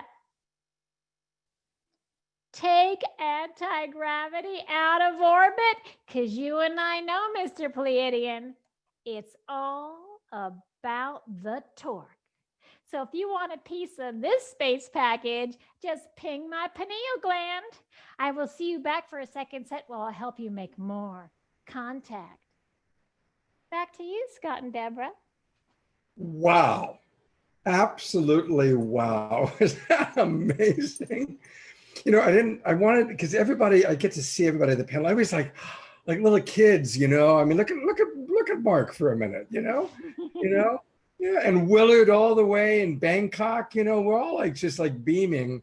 So Heather, you are really something. I don't know how you do it. You're amazing. Well, I'm hoping to have a visitation before my next set. And if I do, I'll report how everything goes. Well, honey, I tell you, any Pleiadian that doesn't have their head up Uranus is going to take you on that space ride. You guys listening out there? Okay. Fantastic. Thank you, Heather. And she will be back. Oh, my. That was really something. Hey, several more people have donated. I want to thank Michelle, Crystal, Susan Lilly, Gabrielle, Elena, Bo Quay. Thank you all so much for your donations. It's really beautiful. All right, we're now going to kind of shift into one of the most important parts of the evening, and that is we're going to prepare for Mark's meditation, an opportunity for us to really drop in. But what better way to prepare for his meditation than to have the sonic butterfly once again coming in. And now what's interesting, sonic butterfly, is that before it was letting me mute you, but this time it's not letting me unmute you. So I'm going to ask Andrea to come up and unmute herself. Thank you so much. And so I invite all of us now. Let's really drop into her exquisite, unique sonic harp, looking at her visuals and preparing for contact, preparing to go inside. Thank you so much, Scott. So my second song for this amazing event, this is just so much fun, is a song that I wrote for Earth Day called Dialogue of Hope. And I feel like this song is important at this time, that as we request communication, whether that's with extraterrestrials or between political parties, between races here on Earth, between countries, or perhaps between our mundane and divine self, that we approach that conversation from a place of hope. And so this is called Dialogue of Hope.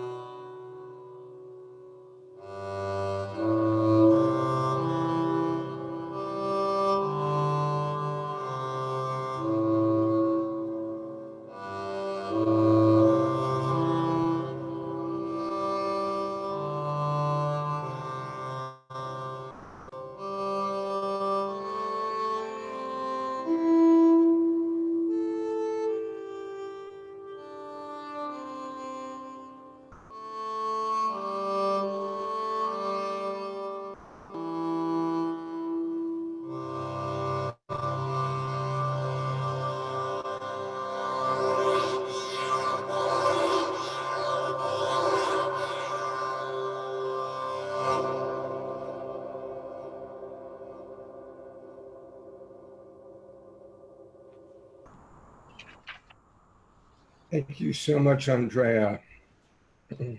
Thank you, And Scott. And just Absolutely. so all of you know, every once in a while, Zoom does some crazy things. But Scott and I decided earlier tonight that it's not Zoom making those weird swooshing noises during Olak's and my performances. It's the extraterrestrials. They've come. Let's have a Absolutely. great dialogue. Absolutely. And I want to just remind people that you can go to sonicbutterfly.com and learn a lot more about her videos, her photos. Check out some of her festival performances. They're really quite extraordinary. And also a reminder to go to support her show, Psyche. I can't wait to see what she creates with that. So that's going to be pretty amazing. And we're so blessed to have people like Olax and Andrea and all of our presenters. So we're all building community, and our community is growing and growing and growing. So let's buy the author's books, let's buy the performer's music, let's all support people as much as we possibly can. You can also find her on Instagram, Sonic Butterfly _ Andrea Brooke, and that's singular, Andrea Brooke. So she's on Facebook at Sonic Butterfly Productions. So thank you so much. And I hope you will come back and be on our show again, because you've been absolutely a delight. I would really love that. I'm enjoying this so much. And I have to say, Scott, that it is a pleasure to work with you. And Deborah, thank you after all these years to stay in touch and to bring me on. So I really appreciate it. I hope you all do get in touch with me. I'd love to share my work with you. Thank you. And now to introduce our meditation for the evening, I'm turning it over to Deborah. Thank you so much, Andrea. Yes, that was incredible. And now we come to one of the most special times that we have every time in our broadcast, and it's our meditation. It's when we can really join together in hearts and spirit and activate together.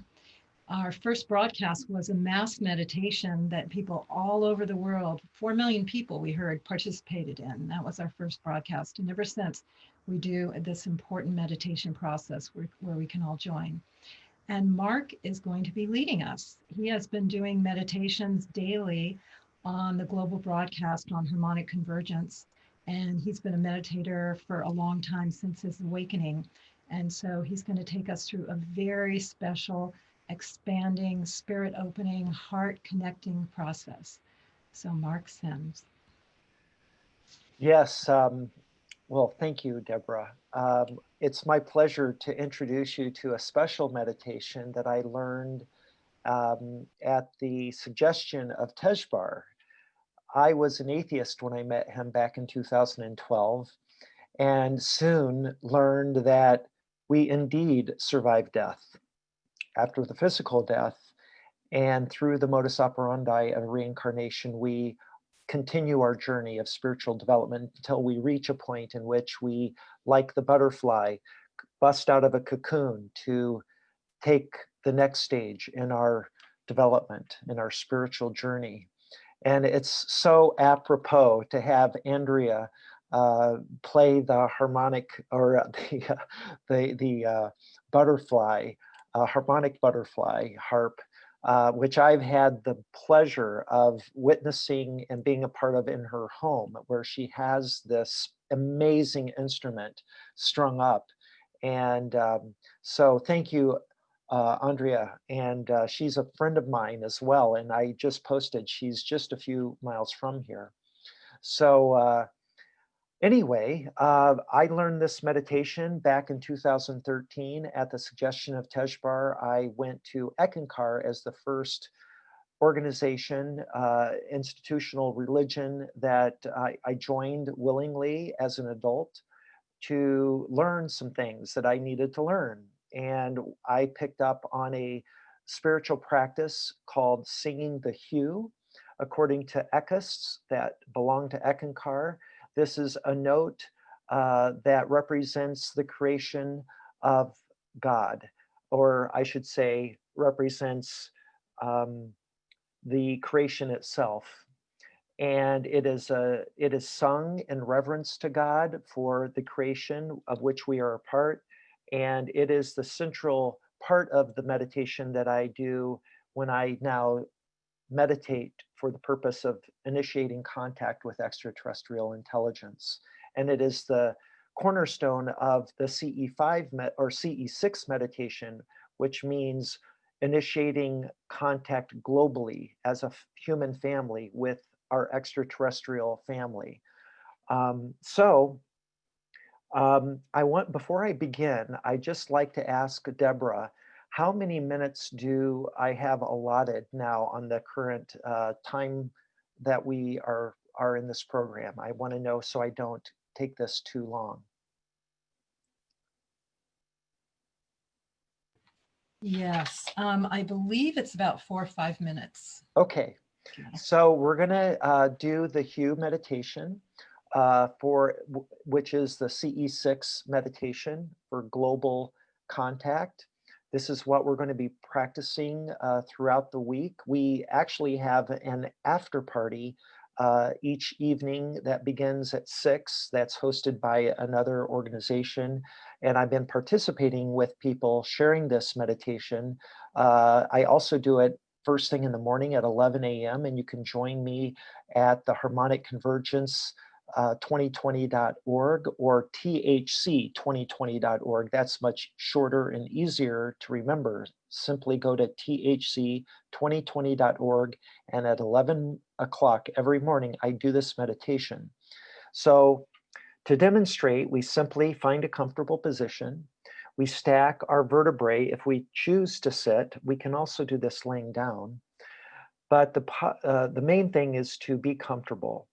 We close our eyes, we take 1 or 2 cleansing breaths, and these cleansing breaths are for the purpose of getting the stale air out of our lungs. So when we exhale to begin this process, try to get rid of all the air in our lungs, okay? So,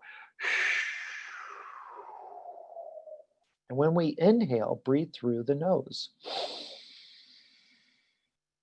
And what you're doing when you're breathing through the nose is you're creating a little vortex of wind in your nasal cavity up here near the third eye, the pineal gland. And that then goes down the windpipe into our lungs and fills all those tiny sacs that are oxygenated. And that oxygen is absorbed by the lining of the little tiny sacs in our lungs. And that is then taken by the blood to all the cells in our body to provide the energy needed by the mitochondria, these little bacteria that exist as an organelle within each cell of our body. They're like the batteries that power each cell. So we are literally powering up all the cells, all trillion, there's roughly 80 trillion cells in our body, give or take a few trillion.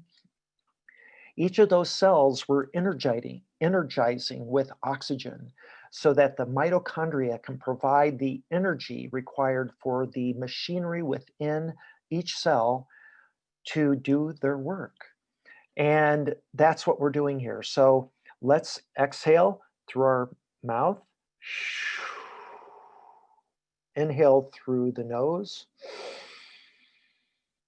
One more time. Inhale through the nose. And now we sing the note Hu, H-U, which echos call the song of God. Hu.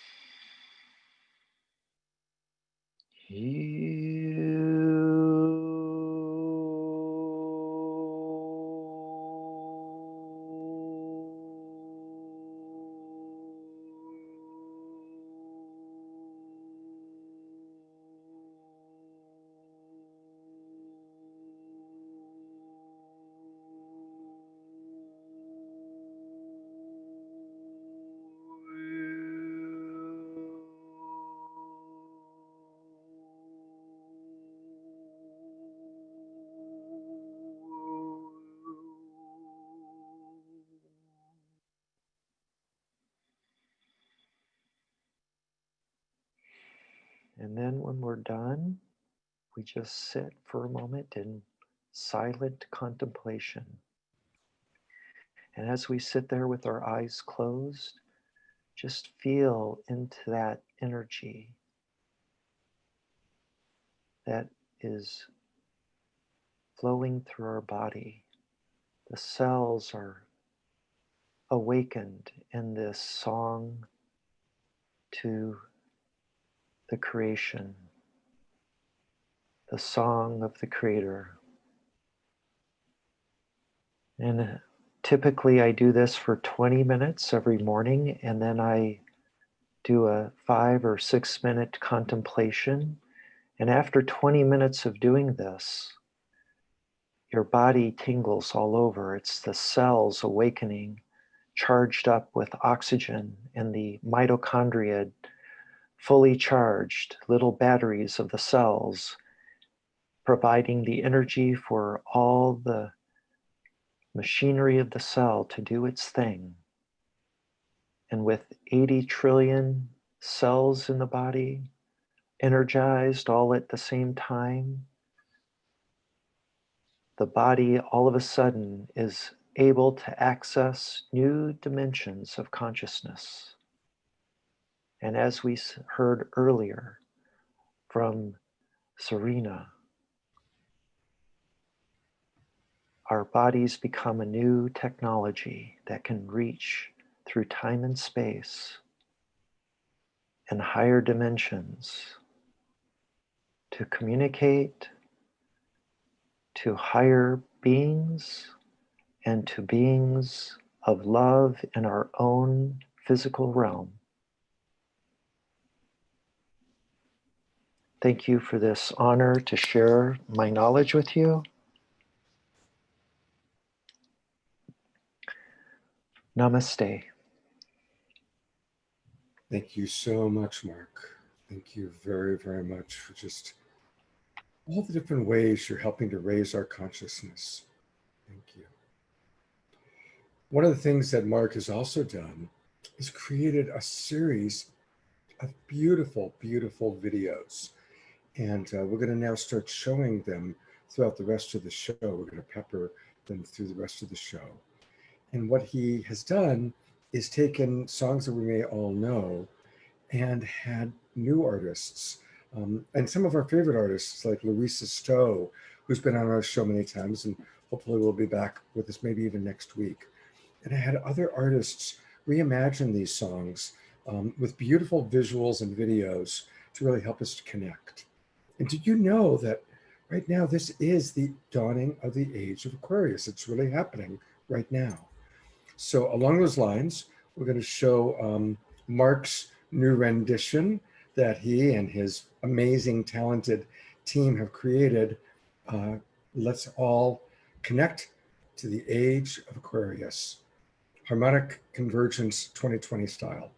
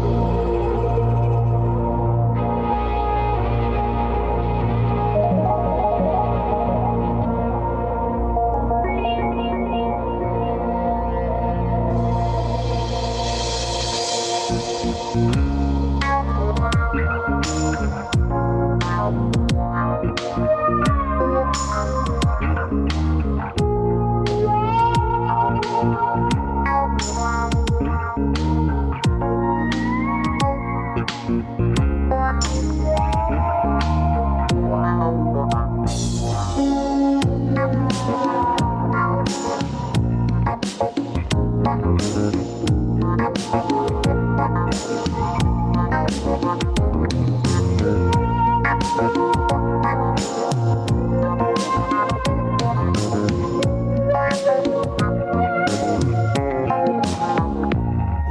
the moon is in the seventh house and Jupiter aligns with Mars, then peace will guide the planets and love will see the stars. This is the dawning of the age of Aquarius, age of Aquarius.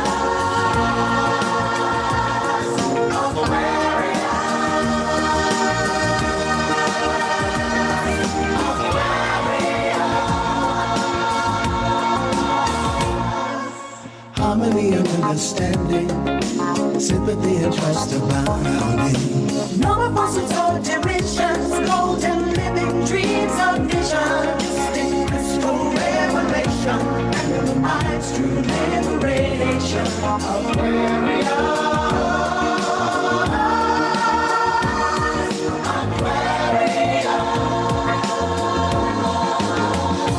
When the moon is in the seventh house and Jupiter aligns with Mars, then peace will guide the planets and love will steer the stars. This is the dawning of the age of Aquarius, age of Aquarius.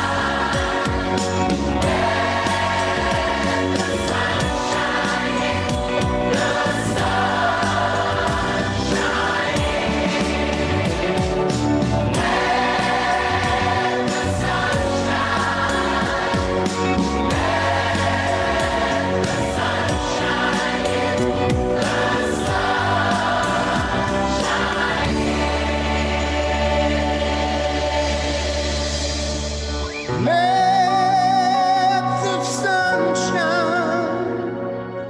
Let the sun shine in. The sun shining.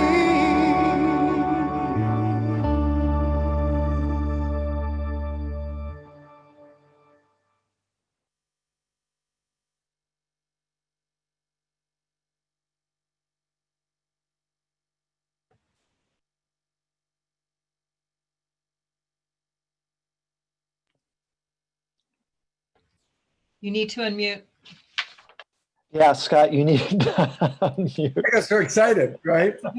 Wow, incredible. I mean, with all due respect to the fifth dimension, thank you. That was just an amazing rendition, an amazing video. Mark, tell us about your team that put that together. Let's begin with Bruce Sugar, who is a career Hollywood music producer. He works and does all of Ringo Starr's mixing and mastering for his albums. He's worked for many famous artists. He is a good friend, a dear friend, and he worked with a number of amazing vocalist and in his studio in Hollywood. And the choir at Agape, the Agape choir here in LA, did the backup vocals. That's them. And then for the video, my dear friend Malcolm Carter, who did the movie The Connected Universe, of which I was an executive producer. That is my first executive producer experience. And we brought in Patrick Stewart, the very famous actor and performer who was Captain Picard, Jean-Luc Picard of the New Generation, narrated that film. So it was Malcolm Carter who did all the visual effects and directed the video part of it. So all these songs, like The Age of Aquarius, were given to me by Tejbar back in 2017 for reproducing for the purpose of the Harmonic Convergence 2020 event. So these songs have been produced over the past 3 years, and then the video has been done more recently. So this is just one of 13 songs that we are preparing. 4 of the songs, videos are done. All 13 songs are done. But those are the people who were primarily involved in this song itself. Fantastic. Well, we're going to play a few more of those songs. I want to invite everybody to keep watching Harmonic Convergence 2020 on Unify to see the songs and hear more from Mark. This is going to continue on. And Mark, do you want to introduce Elder Julie next? Yes, Julie is a, well, where is she? There she is. Hi, Julie. Julie is a Chumash elder. She's a tribal leader and lives here in Ventura County. And she did the opening blessing for the Harmonic Convergence 2020 event here in Ojai. So we were blessed by her presence and the honor of her doing a blessing and a prayer for the opening. And so we are very honored, and thank you, Julie, for being on our program and of course for opening up our event here in Ojai. Thank you. I'm so grateful to you. Well, thank you. Can you hear me? Yes, we can hear you. Wonderful. Oh, what a great evening. And the sun did shine. It was so hot here today in Ojai. It's incredible. But we're in for a beautiful evening as the stars come out and just on the other side of Grandmother Moon in her fullness. I am so grateful to become aware of everything that people are doing in the world right now to try and understand, learn, listen, and to come together in these forms of unity. And where last year I was hoping to actually go out and visit in places around the world, I've done it twice now virtually, going around the world, speaking and talking and listening to everybody in all parts of the world. So it's been a real blessing. I love my home. We're safe. We're here with my family, and there's a lot of work here going on right now. Our energies that we spend talking about our culture, teaching people about who we are as the first people here in this region, known as Chumash, Mek Chumash Island people, that we are some of the oldest people here. We have our creation stories, we have our places of origins. We spanned a huge area here in Southern California, including 4 Channel Islands. We too have our upper world, middle world, and lower world, in which our sky people help us out quite a bit in all the work that they do. So we're always in here in the Valley of Ojai, honoring and waking up the deities of the land. We have come and together to just teach people about when people come into indigenous lands in the Americas, to know that as they bring their spirituality, as they bring their themselves, who they are and what they bring, to know that for thousands of years, our land with indigenous peoples here have, this is our holy land. Our stories, our songs, our prayers, our rituals, and our acknowledgments and our conversations with this land, the water, the air, tell us, tell you and all that reach out and want to learn these things, that we are in our holy land here.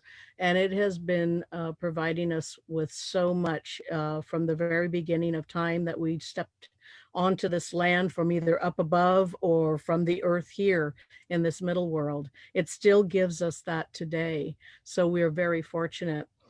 Our children, what are we going to do? If these people are coming in to help, our children are precious. We're this generation that are again leaving the next generation. We've been left with a package. Now they're going to be left with a lot more than I've ever imagined they could.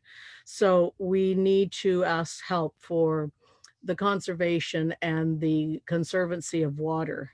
We need to find another way of energy. No one's ever talking about unplugging to save energy. It's all about building something more, building something different. Get off the fossil fuels. Yes, that is so important. Our food, the monoculture, we really need to bring all this, the water, the energy, the food, and even education out of corporate hands. We need to take back ownership of these and understand and help teach our next generation where things are coming from. It's a big change. I'm wearing my butterflies. I've got a few seconds here. I'm gonna leave you and you go ahead and it's a song about this change, about being created from the breath and taken to the other side. What that means for us, maybe the islands to here, or through Catholicism and that survival that we did through mission period, we survived. So this song comes from Limu, Santa Cruz Island, about that change and that we are still here. Iseriwa, may we continue indefinitely.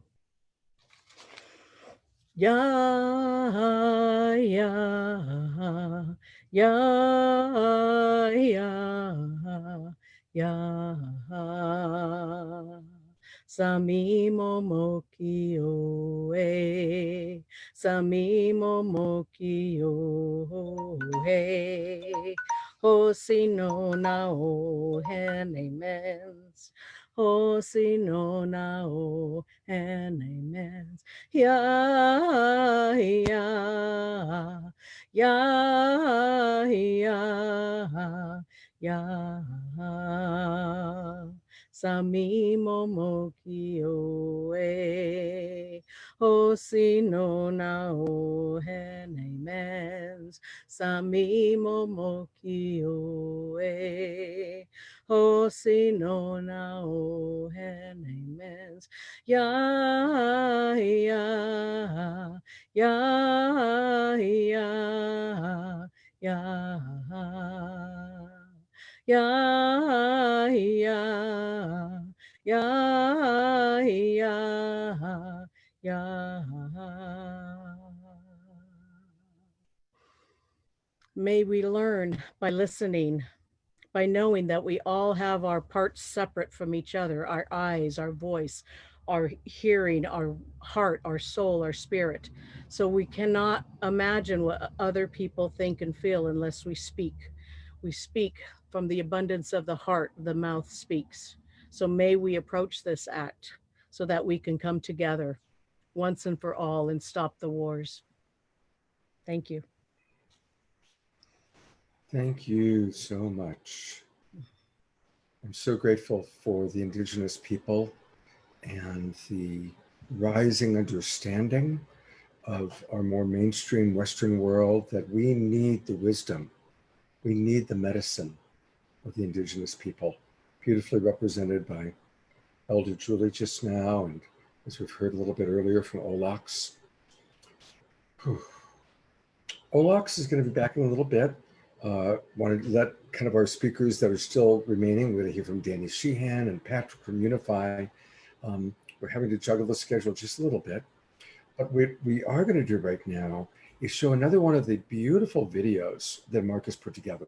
This is the very first one that I saw. I've had the pleasure of presenting it a few times on Saturday Night Live and also on my interview shows. And it's called Peace is the Word. And this is just beautiful. So let me get ready to show that. There we go. Be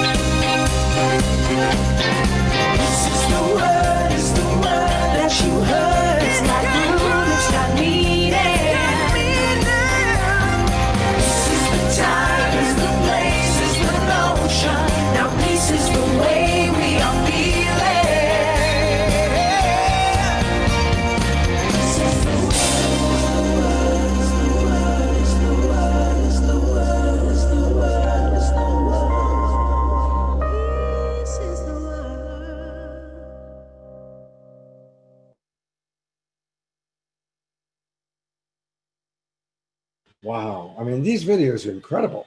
Absolutely incredible. Thank you so much, Mark. I'm going to just put the spotlight on. You're welcome, everyone. It's my pleasure to bring these songs to you. Just to give you a little bit more information about them, I don't think I've shared with you on this program that it was back in 2017 when Tejbar gave me these 13 songs and told me to reproduce them. And part of that reproduction involved changing just a few words in each song. And that last one, of course, is the song Grease, with 2 words changed, only 2 words. And the 2 words are peace, so every occurrence of Grease was changed to the word peace, and motion was changed to notion. That was all that was done with that song. All the other lyrics remain in place. And what Tejbar told me was that Barry Gibb, the writer of that song back in the 70s, had channeled this song for the purpose of the Harmonic Convergence 2020 to imprint in our memory into popular culture a song that would be activated for today, for this purpose of bringing peace and joy and happiness and love into the world. So the original song Grease, the title song for the famous musical, is a nonsensical song. If you listen to the lyrics, Grease is the word. I mean, it makes no sense. But you just change those 2 words, it makes complete sense, especially in our time. So I was aware of this back in 2017, and it is my deep honor and pleasure to present the world with this version of Grease, which now we call Peace is the Word, and is the anthem for the Harmonic Convergence 2020 event. So I am just so proud of the team that helped put this together, and of myself for having the courage to do it, because it's really taken a lot of courage to be so bold as to do what I'm doing. Beautiful. Thank you so much. Thank you. Thank A you. couple of things I want to share before we hear from Olax. We're going to hear from Olax next. But I noticed that all the way from Nepal, Prakash, who you're raising money for, there he is. I'm putting the spotlight on him from Nepal. I don't know if he hears me or not. We're not going to ask him to speak right now, but there is Prakash, who is the creator of the nonprofit organization that we've been talking about tonight. Thank you so much for your support. And I'm seeing that the support is still coming in, which is really beautiful. So thank you. You know, there's something else kind of cool that happened, and I'm just I'm very spontaneous. Barbara Lovejoy sent me just now a pair of photos that I think are pretty remarkable. And she was inspired by what Celestine showed earlier. And so there you have it. These were apparently taken in Greenbrae, California recently. And so if anybody else has photos that they want to share like this, please do so. We'll kind of make that something that we're doing tonight. All right. It is time for our 3rd performance by Olax. And I want to thank them for all the work they've done to work on getting their technology together, because they usually have worked in much larger formats. So here we go, back to Olax. Oh, you're muted still, so let me unmute you. You need to unmute. You need to unmute yourself. Need to unmute yourself, dear. Oh, well. All right. We will come back to Olax in a moment.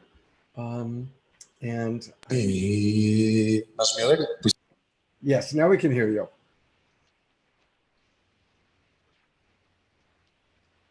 All right.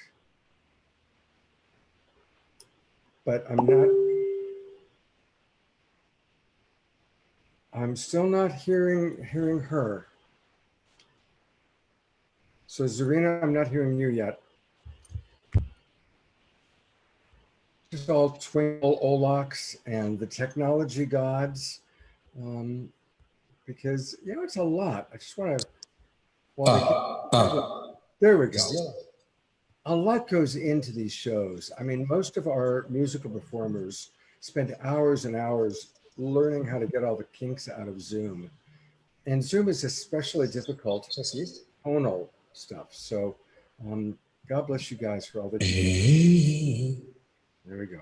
Hi, Scott. Hi, everyone. So sorry that we had some challenges with the technology. Yeah, that's we're all learning, right? As Scott said, and First time. yeah, we're doing a whole hour setup for the first time via Zoom. We used to do that in different platforms, but because of today, we have this opportunity to learn about that. So we can do our future concerts through the Zoom probably. So, and right now in our third album or third performance, we would like to play for you a very interesting composition which calls Evolution. And I'm gonna play mouth harp. We call that hamos, and it's a traditional shamanic instrument of my people. And there are probably 200 different kinds of this instrument around the world. A lot of nations, they have own mouth harp or jaw harp. And we do believe that mouth harp has healing vibrations. And right now, evolution.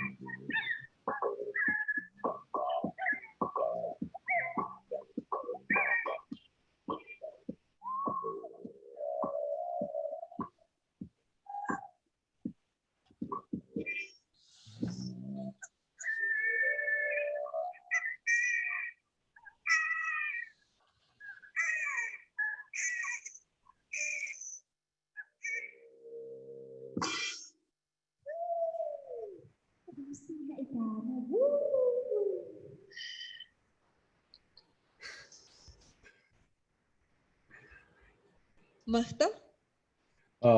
Beautiful. Prakash, you accidentally turned on share screen.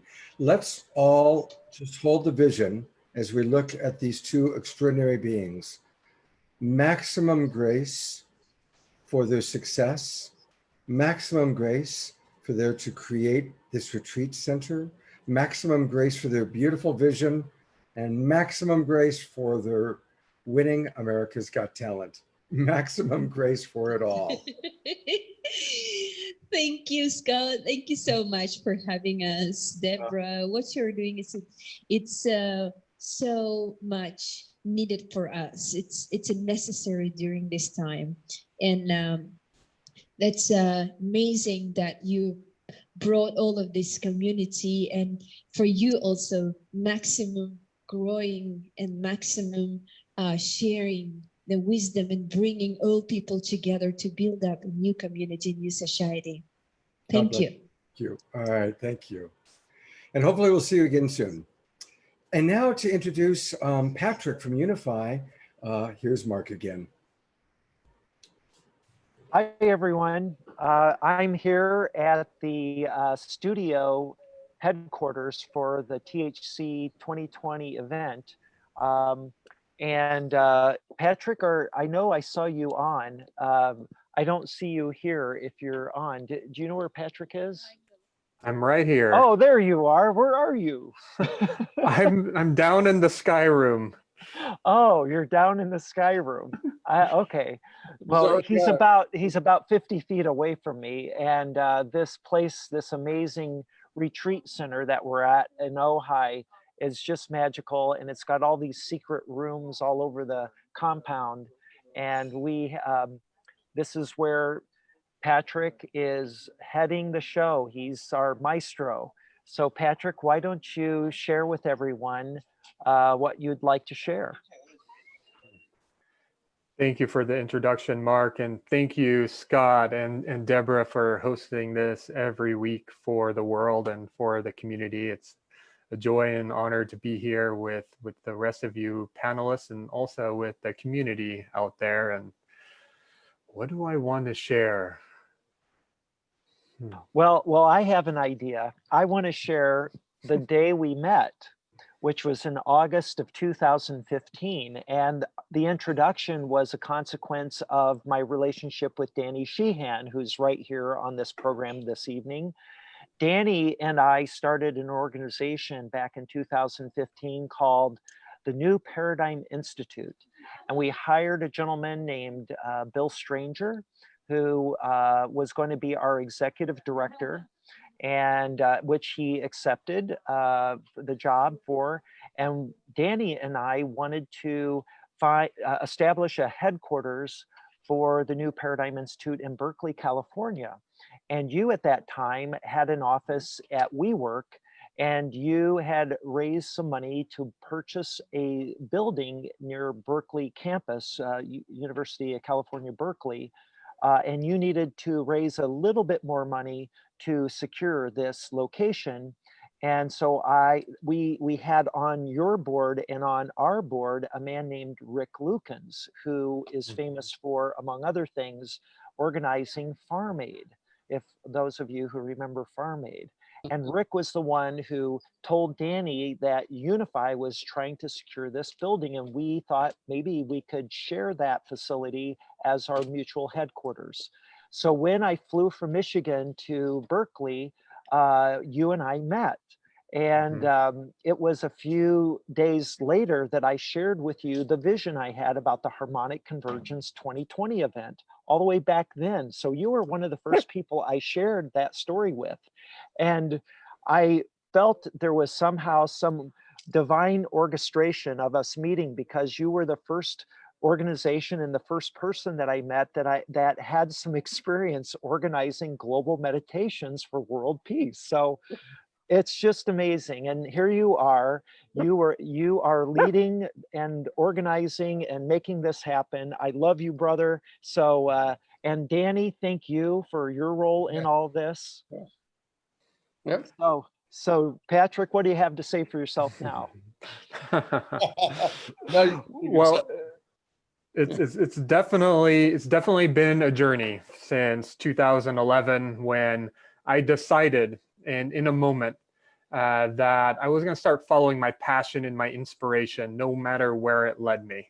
And I had a solar energy business at the time, and I really felt like I wanted to just feel alive with what I was creating. And, you know, from one thought led to another thought, led to another action, led to another action. And pretty soon, a whole meditation movement started like building itself before me that I was just in pure service to, which eventually became Unify. And everybody that came together in those early days to build it, it was like part of it. It was kind of like this emerging thing that was on the horizon of consciousness. And that's how it feels now in human society here is we'll get like after 9 years of organizing global synchronized meditations that evolved into global synchronized social action campaigns on like Earth Day, Peace Day, and World Water Day, here today organizing a 10-day broadcast and a global set of meditations on the 13th and the 14th to call on our star family to connect so that we could usher in a new era for human society. And I never in my wildest dreams thought that I would be doing this, but it was really just a matter of following one foot of inspiration after another and continuing to open to more deep part of myself that wanted to express itself in this world. And I feel so blessed that I met Mark 5 years ago. He's been a big ally and supporter of many campaigns that we've organized, from Elevate the Vote. Even Danny was an advisor on that campaign. We had 1,600 flash mob meditations at polling stations across the country in 2016.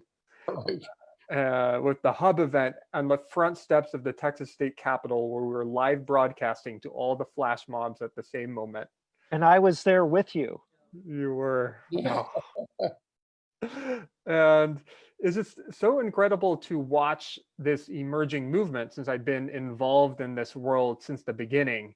And I think that I may be lucky to be in the place that I am because I feel like an eternal optimist, because I'm seeing and witnessing the millions of people that are waking up every year and turning inward and then choosing to act from a place of soul's purpose more and more and more. And even though it feels like there's things cracking in human society and crisis happening and tension growing, to me, I'm seeing the swell of goodness underneath all that. And I'm witnessing all these things happening in human society as like a growing up, and kind of like we're like purging through to our next incarnation.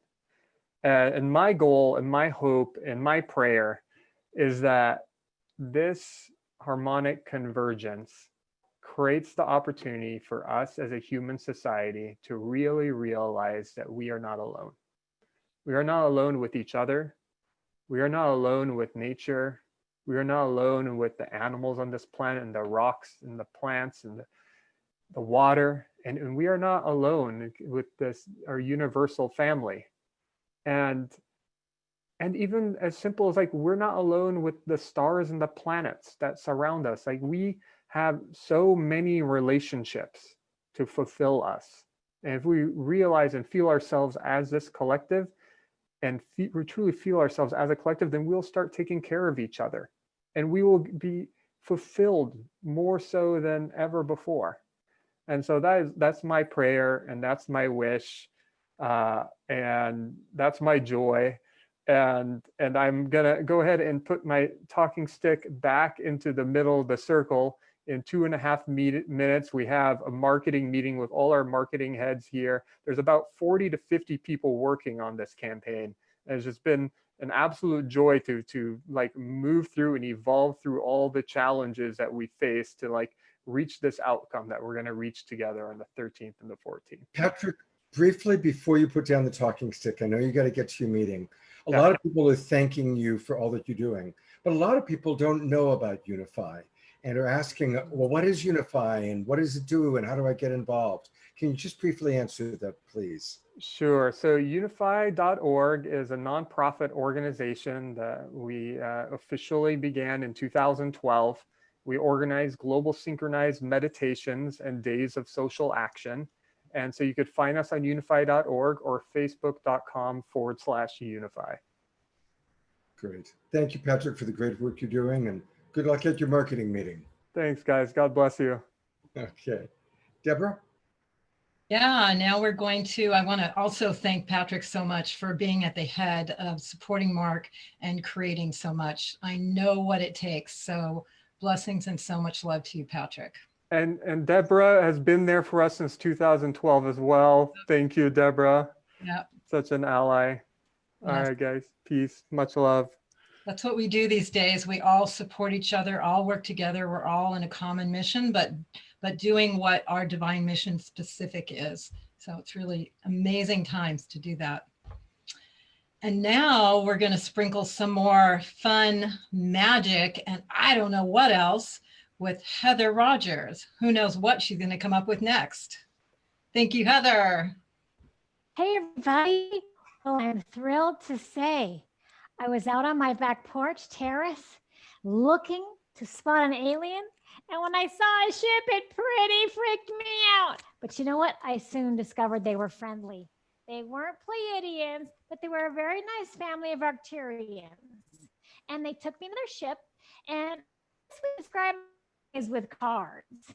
Started to run my about this, and then what happened is I felt this compression happening, and all of a sudden the Earth was so much further away.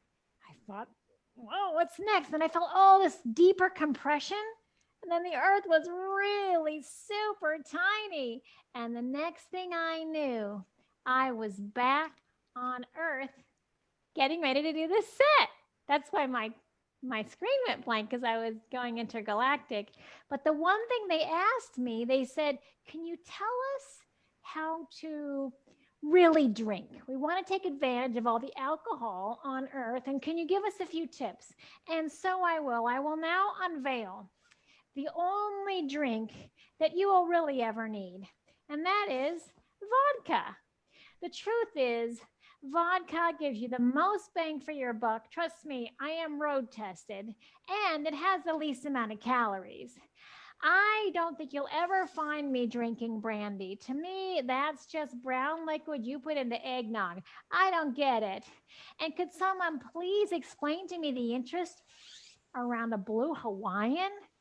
I mean, it's decidedly too girly, and it's got a lot of calories. And finally, anybody who drinks sangria is just an amateur. They don't understand the value of hard drinking. So just stick with me. Stay with vodka. You'll be glad you did, unless you black out and forget. So I have one more piece around true, heavy, hard drinking for all of you aliens out there who don't know.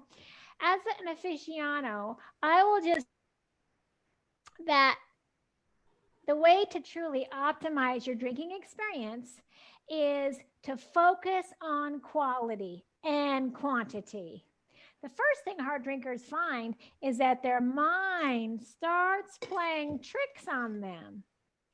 So they have to look out. The best remedy for that is to have another bottle, and then another, and then another. And I say, why just drink from one glass when you can drink from two? Excuse me, I'm in the middle of drinking. It's the best solo dinner party ever. Wish I had a Palladian here to share this with. Anyway, the one problem with this is I do eventually start using a lot of bottles. That's why I keep a search out on, oh, there's two more right there. So if you ever run out, there's always places to get more. There's the liquor store, the ones my ex-boyfriend hides from me. There's the neighbor when she's not home. Shots of Vicks Formula 44D cough syrup, and Amazon Rush Delivery. I do end up with an awful lot of recycling, but you know what? it's worth it. Thanks, guys. Happy Harmonic Convergence 2020. Oh, that was amazing. So I want to just remind people that Heather does a lot of amazing things, and you can get her mini magic course at shelterinplacecomicrelief.com. Woo, that's a mouthful. Shelterinplacecomicrelief.com. And you can learn more about all the amazing things she does at heathermagic.com. Tell us a little bit about your mini magic course, Heather. Oh, it's lovely. In fact, you don't have to go to that link. You can just go to my website and email me, and I'll send you the link to it. They're wonderful magical effects. There's 5 of them, and you learn. In fact, I'll tip one to you now, because if the aliens are watching, they might want to know. Here's when you'll learn. Like, you show your hands completely. I'll be quick because I know this is quick. You show your hands empty. Well, just you show your hands empty. You take an invisible coin, you flip it, and then a coin shows up on your hand, and you'll say, heads or tails. And then if it's heads, you say, you're right. If it's tails, say, well, even a broken clock is right twice a day. And the secret is a little bit of just glue, just a little bit of sticky glue. So it's there the whole time. But I don't want to give too much more away, but they're wonderful. They're just 2 minutes long, and they have practice sessions in them. And you'll become a magician and share your magic with the world. Thank you so much, Heather, for sharing your magic with us. And I sure hope that you come back again soon. You've become the house magician. And that house comedian here, really, just fantastic. It's a pleasure. All right, and now to introduce our next speaker, it's back to Deborah. Great, thank you so much, Heather. And this next person is amazing. I call Daniel Sheehan Wonder Man. He has been behind so many incredible, significant work that has actually changed the course of history. For years, it's impossible to name it all. He's a graduate of Harvard College, Harvard Law School, Harvard Divinity School, trained in constitutional litigation, and he's an attorney, but he's used that wisdom, that skill, to do good in the world.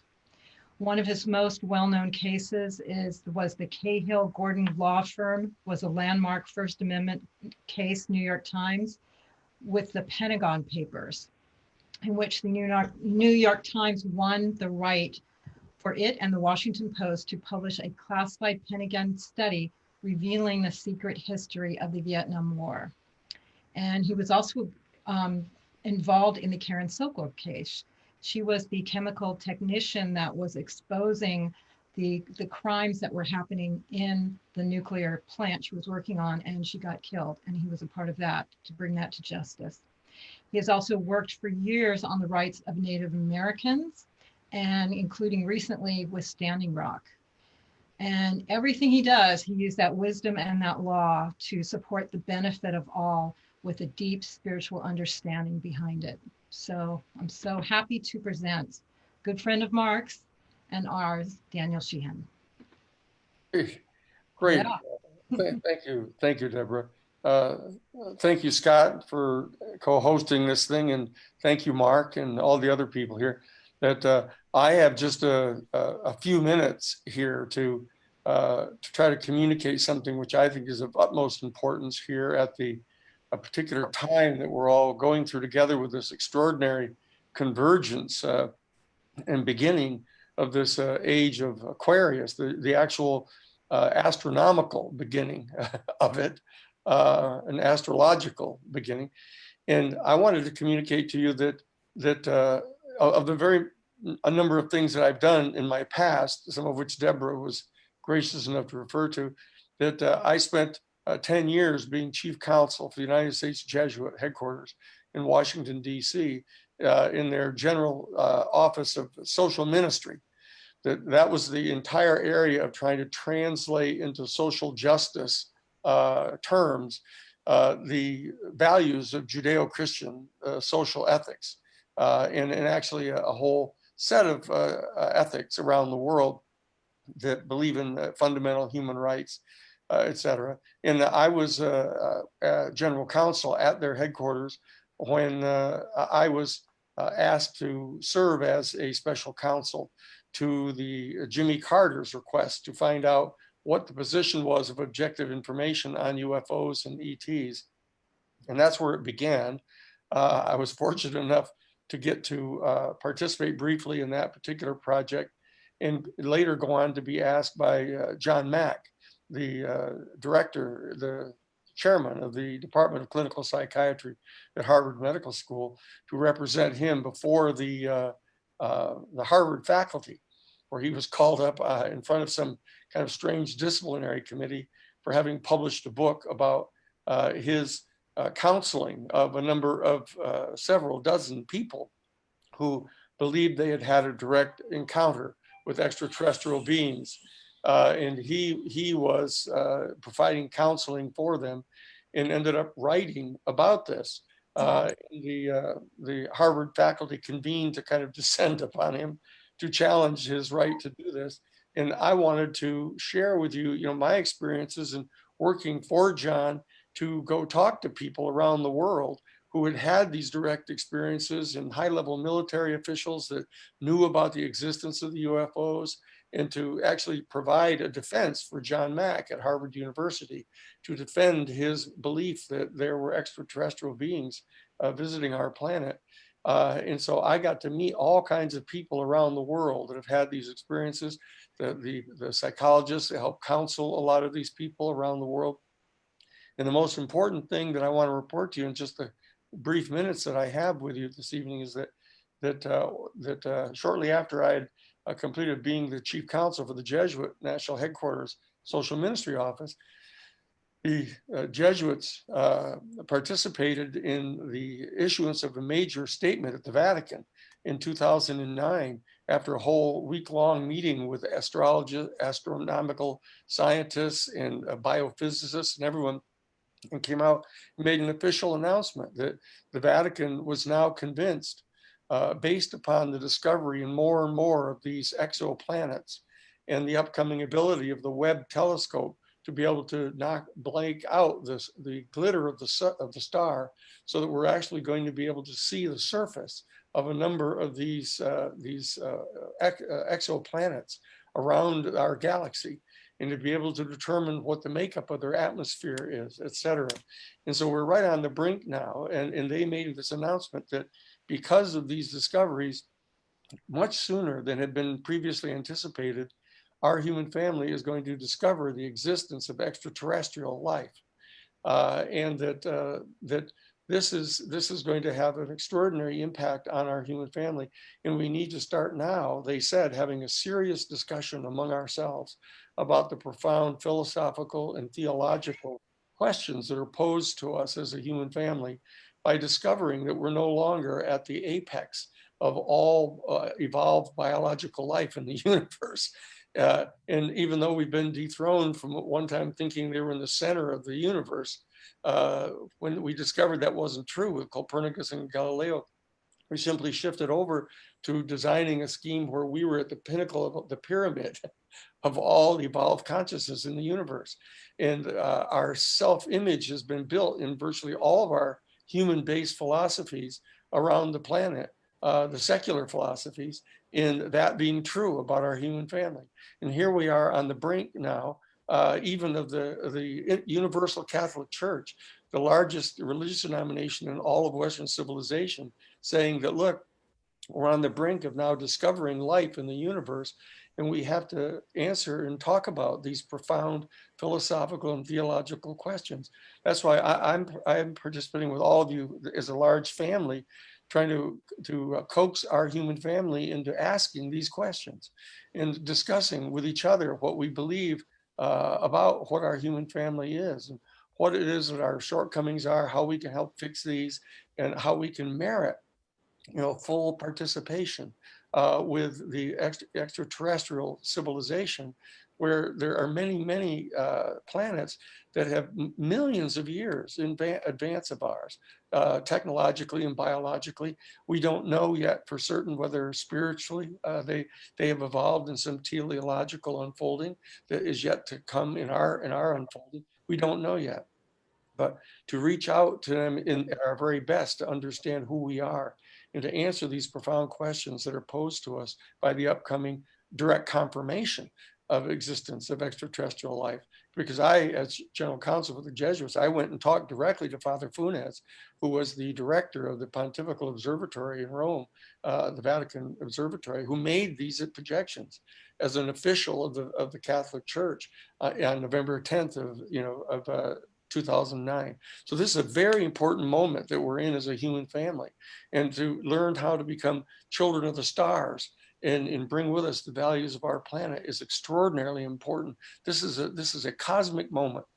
There's time for us to all share in Mark's vision and the vision of all of our family here to reach out together collectively through this capacity that we have to join our consciousnesses together, to reach out to them, to welcome them and to ask for their welcome of us into their galactic family.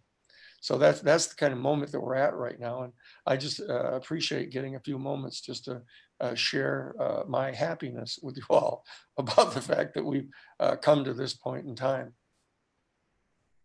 Thank you so much, Danny, for all you do.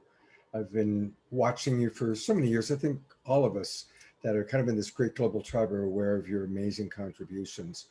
And thank you for sharing this information. A couple of people have been asking, is there a good place to go to get more information about, kind of how the organizations you're describing are disclosing and are putting out the information? Is there a central website or place you can recommend people going? Well, it's there've been a number of them that the MUFON, the Mutual UFO Network, is a very, very sound and reliable source of information about the number of sightings, et cetera. And there's also there's a metaphysical library up in Ashland, Oregon, where Jordan Pace and Christy Stewart run that up there. And they've got almost every single interview that's ever been done with people who have recorded having contact, all the people that do presentations at the UFO gatherings, et cetera. So that place, the Metaphysical Library up in Ashland, Oregon, is a place to get the answers to almost all kinds of questions that you would have, as well as going to Jan and the people at the Mutual UFO Network. Okay, great. Thank you so much, Danny. You've been on our show before, and we hope you're going to come back again, because there's so many topics you know so much about. Thank you. It's a privilege to be here. Thank you, guys. Mark, I'm just headed to you. Need you to unmute yourself. Is that Teshbar that's next to you? Hello. Hi. I just happened to have a guest who just arrived at our studio here at the Ojai Retreat and Inn, where we're doing our broadcast. And this is Babaji, and he is an amazing being who I can't get into, but I'm just so blessed. I'm for a loss of words, truly.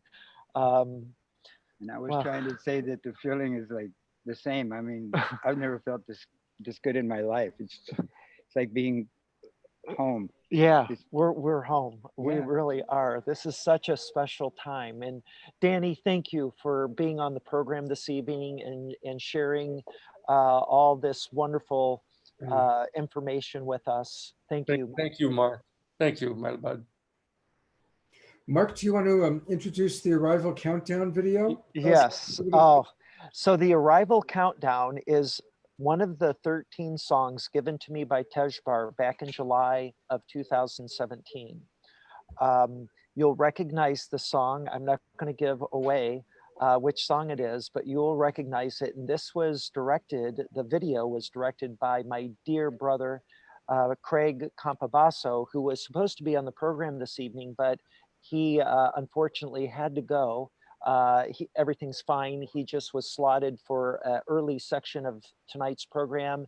And because of scheduling issues, we got a late start, and he had to go to another commitment. So, but he was going to be on the program, and he's the one who directed the movie Stranger at the Pentagon, the story about Valiant Thor that was given to the human family through the book Stranger at the Pentagon by Dr. Frank Stranges, one of the UFOologists in the 50s who was very interested in this topic. So anyway, with nothing further ado, I give you the arrival countdown.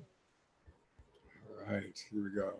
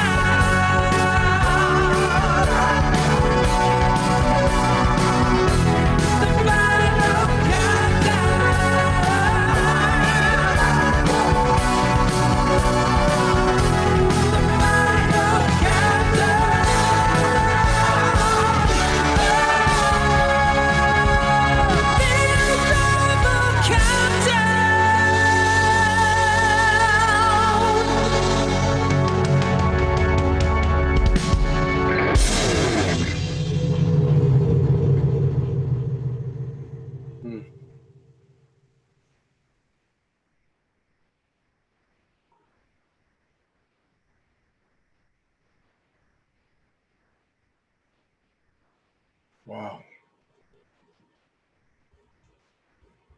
Wow. Is there anything you want to say about Valiant Thor? Yes, I would. Valiant Thor was a emissary from the Federation of Light to bring a message to President Eisenhower and Vice President Nixon back in the late 1950s. And that proposal was ultimately rejected. He was going to offer technology for the benefit of Earth. And the powers that be at that time felt that the technology that would result in the ending of sickness, for instance, cancer, would result in putting doctors out of business and the pharmaceutical industry out of business, and ultimately the military out of business. And so unfortunately they rejected the offer by Valiant Thor. Valiant Thor spent 3 years at the Pentagon as a special guest. And after 3 years of trying to negotiate a peace treaty with the exchange of technology to benefit humanity, he left. But he's still around. And I know this sounds wild, but it's true. And he's with us, you can say. So we're really living in extraordinary times, as Babaji here knows. I just want to say this great man next to me, like myself, experienced an amazing communion with a higher dimensional being that eventually, you accepted and taught you many things. Is that right? I totally surrendered to what they call the greater self. There's the real self. Some people call it God or the God self.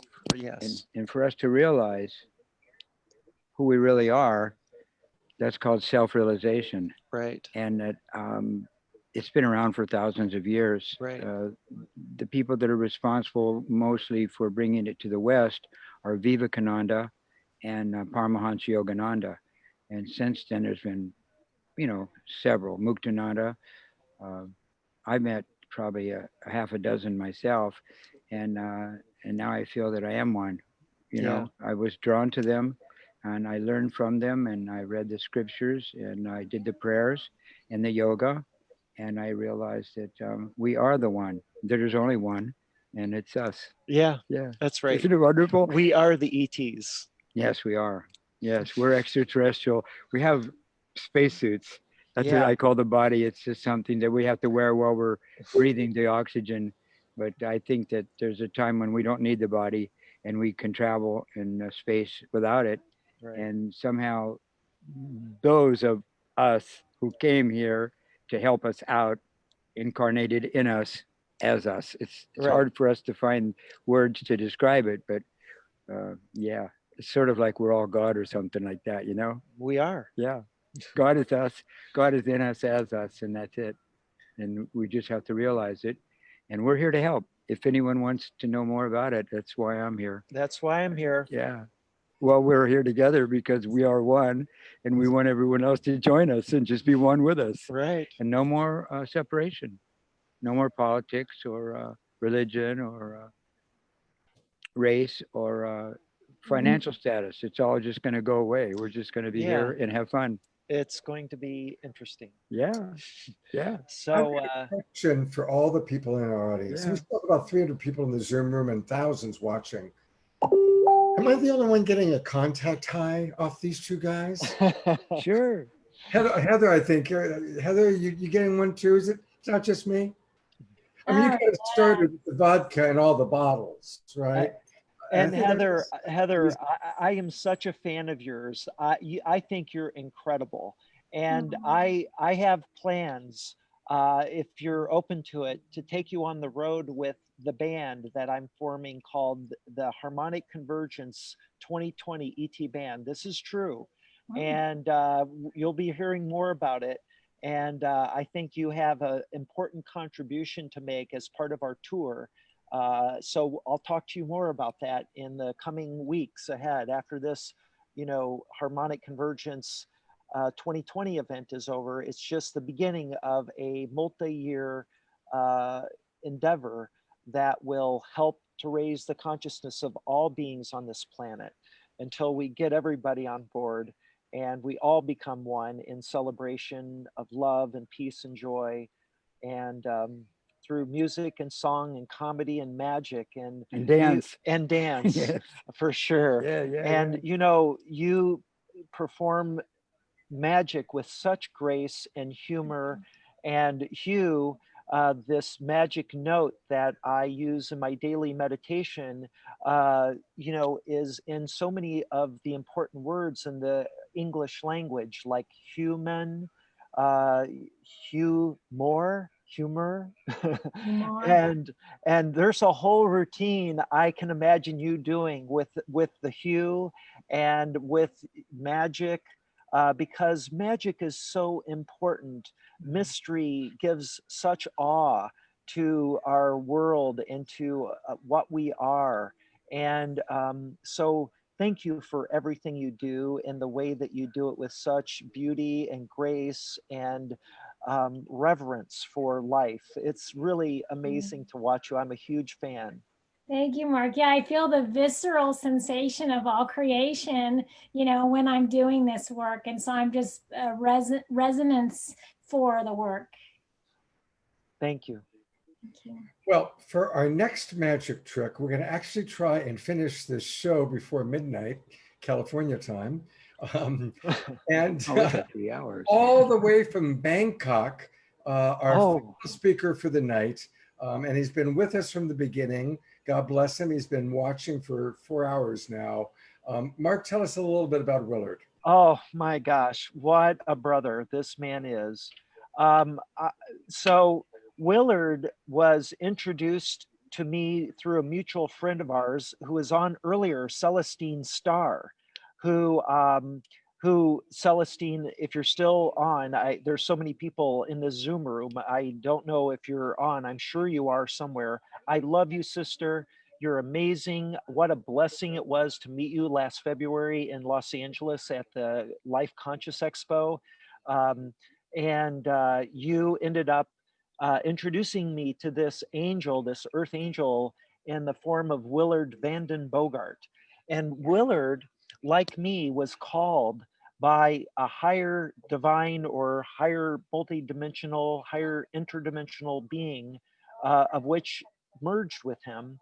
And he published a book just last month on the 18th of June called Alien Child, in which he tells the true story about him in 1952 as a young man of 12 years of age, was awakened in the middle of the night, told to walk outside. He heard voices, and the voices told him to look up into the stars, and they said, "We are from the stars." And at that moment, he fell asleep on the cliffs of Nahant, Massachusetts, a small island just north of Boston off the coast there of Massachusetts. And his father, looking for him frantically in the morning, came and found him on the very edge of a cliff of the Atlantic Ocean and woke him up. And he found out years later that he had indeed merged with a higher dimensional being that has been with him and informing him on various projects, including, I believe, and Willard, I'll let you talk a little bit to this, but he was instrumental in becoming a part of Jose Arguelles's original harmonic convergence. He became a dear friend of Jose's back in the 70s. They met in Washington, D.C. through Barbara Marks Lamb, who is another UFOologist. They were together at an event there, and through her met Jose Arguelles. And so, Willard, why don't you share with us from how you got involved in the harmonic convergence, became good friends with Jose, And then we were introduced together. And again, I just have to say there's so many parallels in our life. Since I was introduced to him about 8 days or 9 days ago, we've been in constant communication. So Willard, unmute yourself, Willard, so we can hear what you have to say. You're just such a brother. I love you, man. Well, I'm so happy to be a part of this family, and I can say hello, star being. And I think this event, I'll go quickly, has given me the confidence to actually say that it's a hard thing to say, but you have to live with it, that I'm an actually star being. And it's been a lifetime. The book Alien Child, I'm 12 years old, you can do the math. I'm 80 years old now. So it took a while to come to that conclusion of how I became what I am today. In 1971, I went to Washington, D.C., and I met Barbara Marx Hubbard. I gave a performance for her. And then a little later, in 1975, I met Jose. And as a result of something that I had written for Barbara. And Jose and I became friends. He used to teach at San Francisco State. He let me lecture in some of his classrooms and told me about many of the books he was writing, Mayan Factor. And he told me in a couple of years, there's going to be something special, Willard. He said, you better stick around. And then he wrote, then he came out with the Dream Spell, but no one knew quite what that was. And I ended up being very close. I wish Jose could have played the flute for this evening. He loved to play the flute. But anyway, I ended up with about 10,000 of his Dream Spell kits, and no one knew quite what they were really. They were beautiful, and I'm a white crystal dog, and everyone knew their glyph from the Mayan civilization.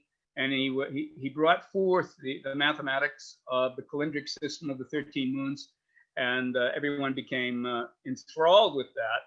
And I was on Mount Shasta in 1987, and I think millions of people around the world were on all sacred sites, and that was a big thing. But let me see, what else is so important is Mark had this experience on November on 2012, and I was on the top of a mesa in Chaco Canyon, the star people of the ancient Pueblos.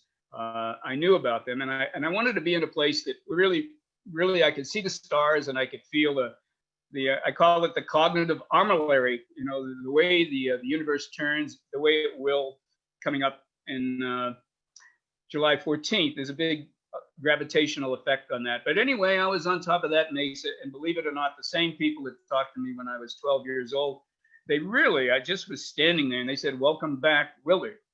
And, you have to stand 4 degrees above zero, and I listened to that story. And they told me, just like Teshbar had told Mark, they asked me to do a few things, basically tell everyone who they are, what they're up to. And over the last 8 years, I've been publishing a lot of works, and finally come out with this, during COVID, I'll call it a COVID manuscript. Actually, I've been on lockdown for 4 months in Bangkok. I got this voice that finish your book, Willard. And I went about and finished it. And Mark and I met at the same time the Harmonic Convergence 2020 was taking place. I mean, we actually coincidentally just merged together on our independent paths. So this evening has made me feel more confident, more alive, and more a part of a family that, I think we all need to know about. I think that's the service that this broadcast is given to me. And I hope it allows everyone else to be able to come out and say, I am a star being. And that's a big jump, but that's who I am. And I tried to say all the experiences that I went through in life to make that possible. And then, but I would like to say that coming up on this Harmonic Convergence 2020 is an amazing time, not only for millions of people that are going to be meditating, the intention of that, but what happens to ourselves could happen. We all could be meeting our star beings for the very first time. So if there's any contribution I could make as a lifelong story, trying to show you that here I am for the very first, true. To create it come out, it's hard. It brings a little choking up a little bit, but you say you're a star being, and that's a new evolution. And I think everything that I've heard tonight is this evolutionary admittance of our own beings and what that means. So my message is that all of us meditating, I love the Hue meditation. It's a great phoneme. I love phonemes, and the Hue phoneme is great. H-U, Hue, Hue, Hue. And you also can sing hues, by the way. I love singing hues. But everyone should actually clear themselves with whatever meditation. I use the Vipassana, the breathing exercise by Buddhadaka Bhikkhu in Bangkok, in the forest monk of Thailand.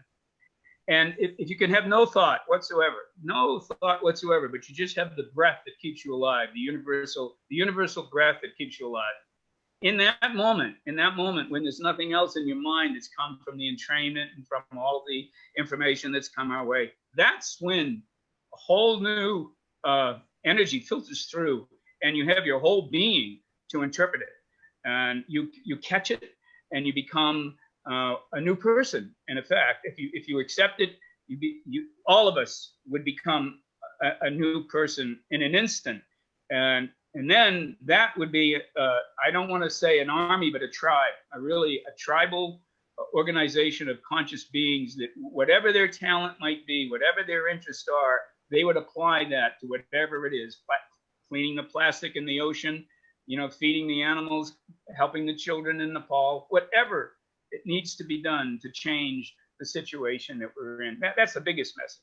And the other one is saying, nice to meet you, Mark. Star being to star being. I mean, that's a big jump. And the music tonight really took me over the edge. I mean, it just great sounds. So harmonic resonance, being open to messages from other people in the galaxy is a real thing. And I'm really just a pleasure to be here. It's an affirmation beyond belief. Thank you so much for coming all the way from Bangkok and all that we kind of went through to get the technology going. And what a beautiful way for you to kind of close out as speakers. And Mark, you and I talked about, we're going to wrap up with the Imagine video. Do you want to say anything about that? Oh, this is just a powerful, powerful video. And it is, to me, the most sacred of the 13 songs in which Tejbar gave to me. And this was reproduced by a dear friend of mine, Jamie Deva, with the vocal artist, Sai Kernan, a very famous singer in the UK who grew up in the same neighborhood as John Lennon. So I will just, I want to acknowledge Jamie and as the director for this video, and Sai Kernan.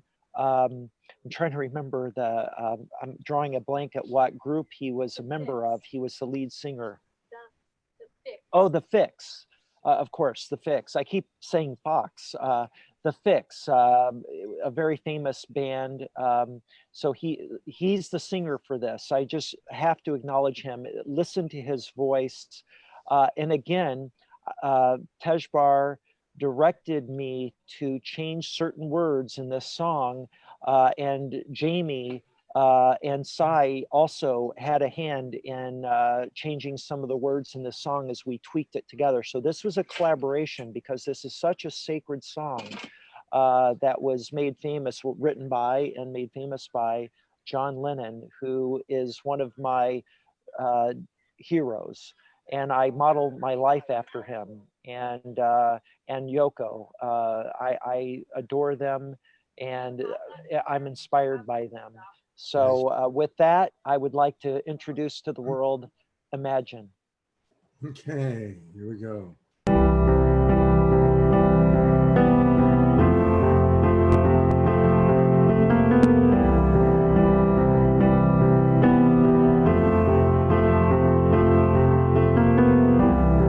Imagine there's no heaven.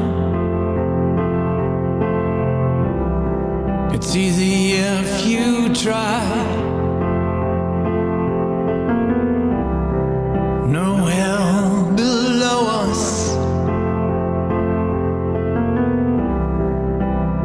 above us only sky.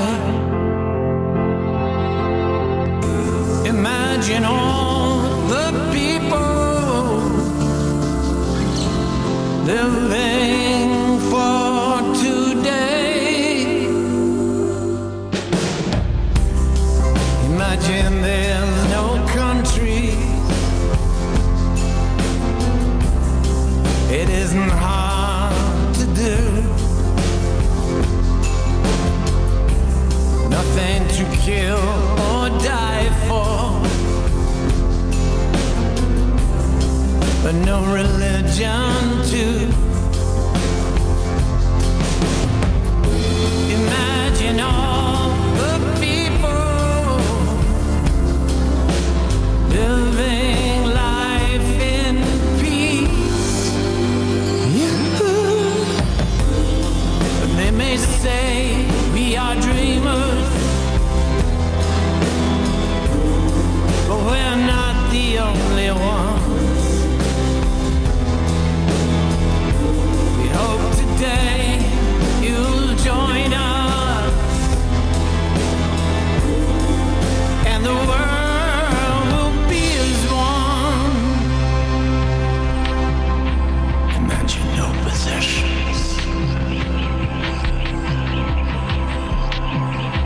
We wonder if you can. No need for greed or hunger.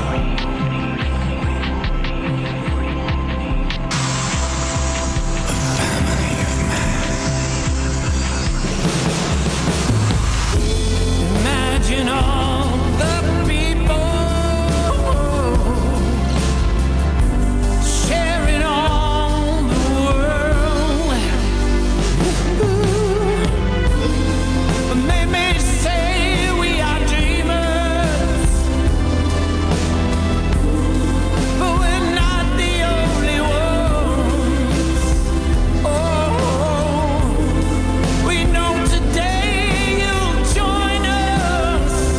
Oh, and the world will be as one.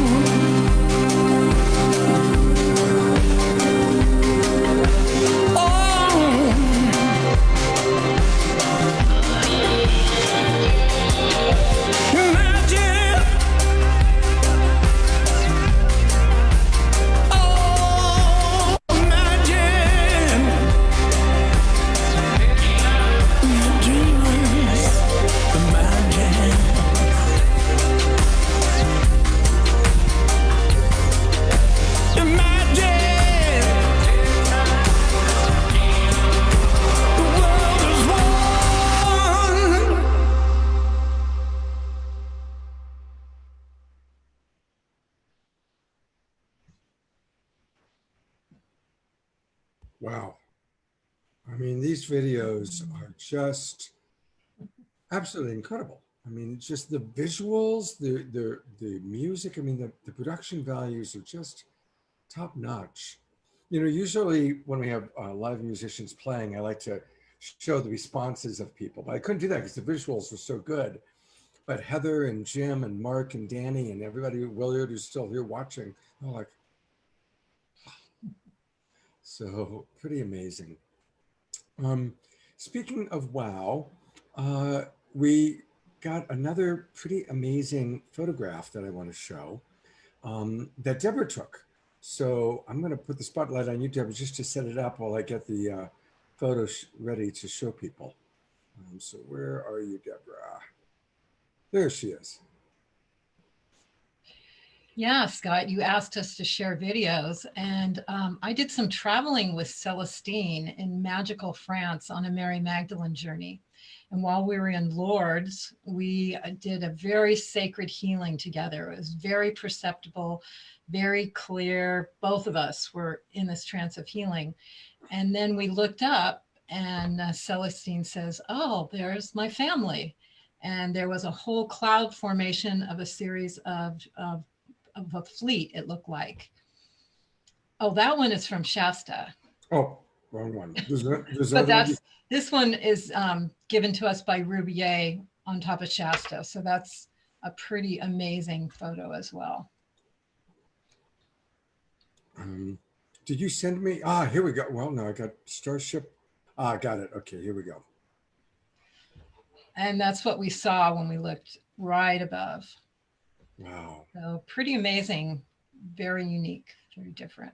What was your emotional feeling like when you're having that experience? What goes on inside of your body? I was in an altered state anyway from the healing. So it was all part of the experience that we were having. And then the whole trip was magical every single day. Being on a sacred mystical trip with Celestine, you can imagine you're going to have mystical experiences every day. So, and it was very heartful and very connecting. And she had a very important sacred activation in her third eye along with that. So it was a whole thing. And a reminder that Celestine is going to be doing another Star Watch, UFO Watch this Tuesday night. You know, I'm going to go one more time for any of you who missed it. Barbara Lovejoy sent these two pictures to us, taken in Marin County above Greenbrae. And so, you know, as you look at these photos, when you see extraordinary clouds in the sky, let's open our imagination.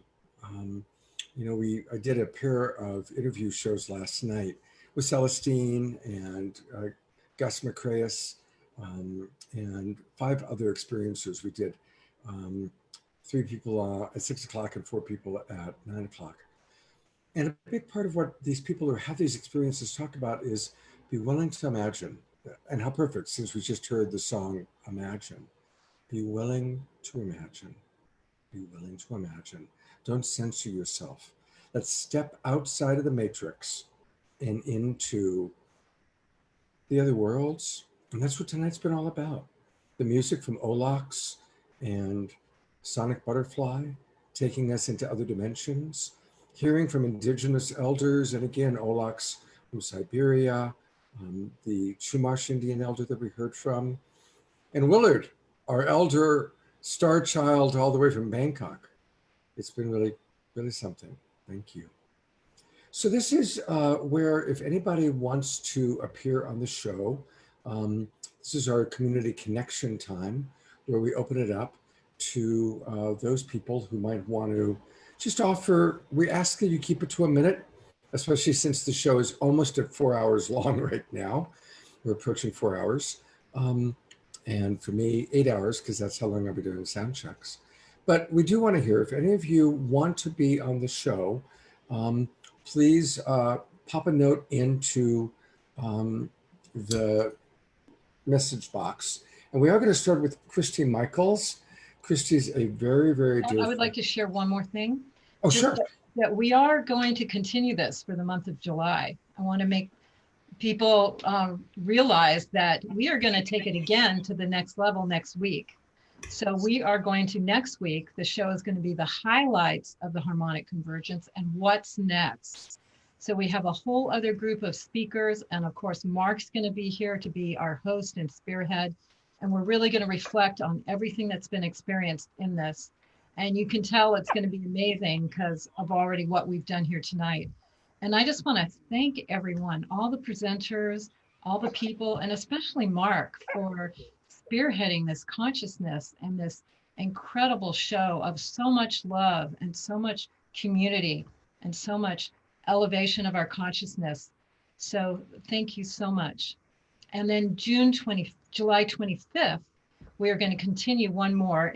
We are going to celebrate the Day Out of Time, which officially that's the day, Global Peace Through Cultural Day. And again, we'll have amazing speakers.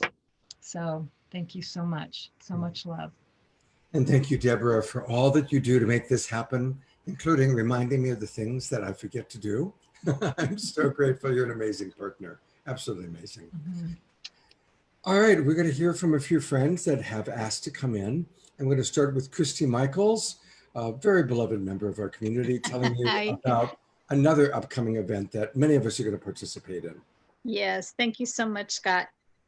I am just so thrilled and so touched tonight. It's like gives me so much hope because, you know, I was in my teenage years back when we were the flower children. And I thought for sure by the time I got to retirement age that the thought of war, that would be a thing of the past. And so this gives me renewed hope. But what it requires from my perspective and how it's embellished my life is the rise of the divine feminine. So as women get their courage to stand and take a stand for being divine and equal partnership with the divine masculine, the sacred masculine, allowing and supporting women to come forward in their divine nature. And so we are going to have a rise in love on July 22nd, which is the feast day of Mary Magdalene. And women will be coming from all over who are devoted. We call them the forerunners of Mary. These are women who resonate, Mary being the title that was given to the sacred holy women who knew they were one with God, who knew their divine intention and purpose. And we have a culture that has lost the sacred feminine. And so she is now rising, joining with the sacred masculine and standing in intention. And we're going to light a candle. And those of you that don't believe lighting a candle of intention is enough to turn the tide, you need to know the backstory of how the Berlin Wall came down, which is a story I have in a YouTube video of mine, and I can post it in the chat room. But basically, the woman who was doing work on Children for Peace lit a candle at the Berlin Wall. And then she was invited when the wall came down to a peace advocate ceremony where peace workers were given a piece of wall for their peace work. And she was very curious because she had been to the wall to do her peace work. And she found out that the wall crack, the first crack in the wall, was exactly where she put her candle. So come bring your candles, stand in truth, hold the sacred, join us on July 22nd. And I think you have a flyer or something you can share, Scott? Do me a favor. Send the flyer again for me to pull up, okay? Okay. And I will pull that up and show it before we finish tonight. Okay, thank you so much. Blessed be. Blessed be. Thank you, Christy. All right, we're going to hear next from Deborah Haviland, all the way from Florida. Thank you. Thank you. Thank you.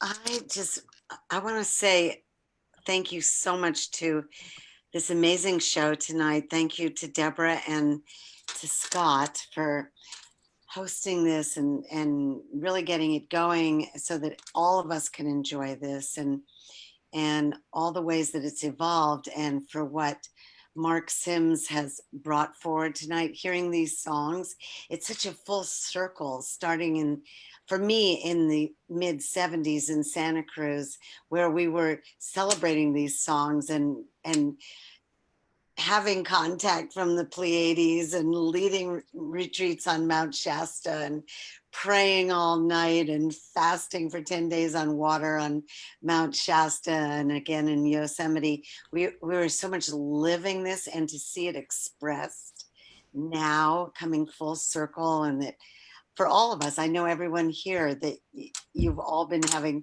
these experiences, and it's just so fulfilling to see that the message is getting so clear and so just multifaceted and profound, and how it's going out to more and more people because of our technology. So I just want to express profound gratitude. And I am going to be hosting a show that's linked with the Love Coach Academy, which has helped us all get our Zooms out. And it's going to be on Sundays at 11 a.m. Eastern Standard Time, 8 a.m. Pacific Standard Time, called Universal Heart Wisdom, and inviting masters, gurus, dancers, musicians, everyone who's expressing this onto that show. So thank you all. Namaste. Thank you very much, Deborah. And here is the flyer for what Christy was just talking about.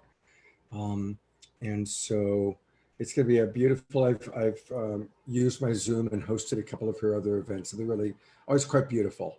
So do join us on July 22nd. And if there's another one you want me to send, Christy, please send it to me, all right? Gary Woolman, if you're ready to go next, please turn your camera on so I know that you're ready to go. That's who we've got planned for the next person. And there you are. All right. It's good to see you, Scott, after all. Good to see you too. A lot of years, many years. Oh my goodness, 23. It's not sustainable because it's not the truth. You need to mute yourself. There we go. There we go. I'm in Australia these days, and I'm very moved by the combination of all of the invocations, prayers, and songs that we're bringing our world so much closer together. This is my connection too to California, and having left there 23 years ago, this reconnects me to how a number of us all met. And in gratitude and in following what Christy, you shared about being a candle. I have a song, a short song I'd like to sing in honor of our sharing the light together. It goes like this. I am a candle and you are a flame, and we are illuminating.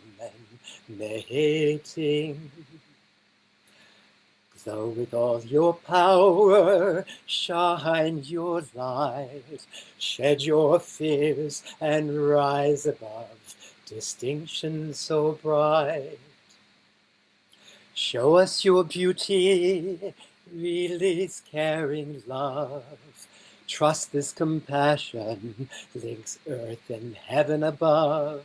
Now, if you would all with me, let's do this together. Reach now, reach up into the air. Take a deep breath in, inspiration. Yes, good, good, good. And receive blessings of angels. Touch us, so please, with gifts and prayers of peace. Thank you. So, yes, good. Lift us together. Here devotion's part. It's ours to wake all peoples, fellow players of God. For we are the candle, and we are that flame, and we are illuminating. Thank you all. Thank you.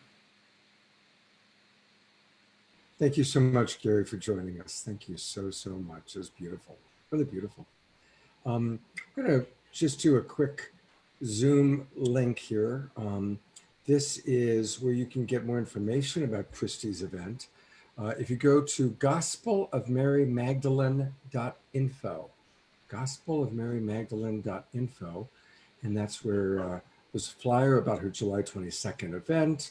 You can join her mailing list. You can learn everything you want to know about it. It'll go from 6 o'clock till 8:30 p.m. I know that Deborah Giusti and I will be there.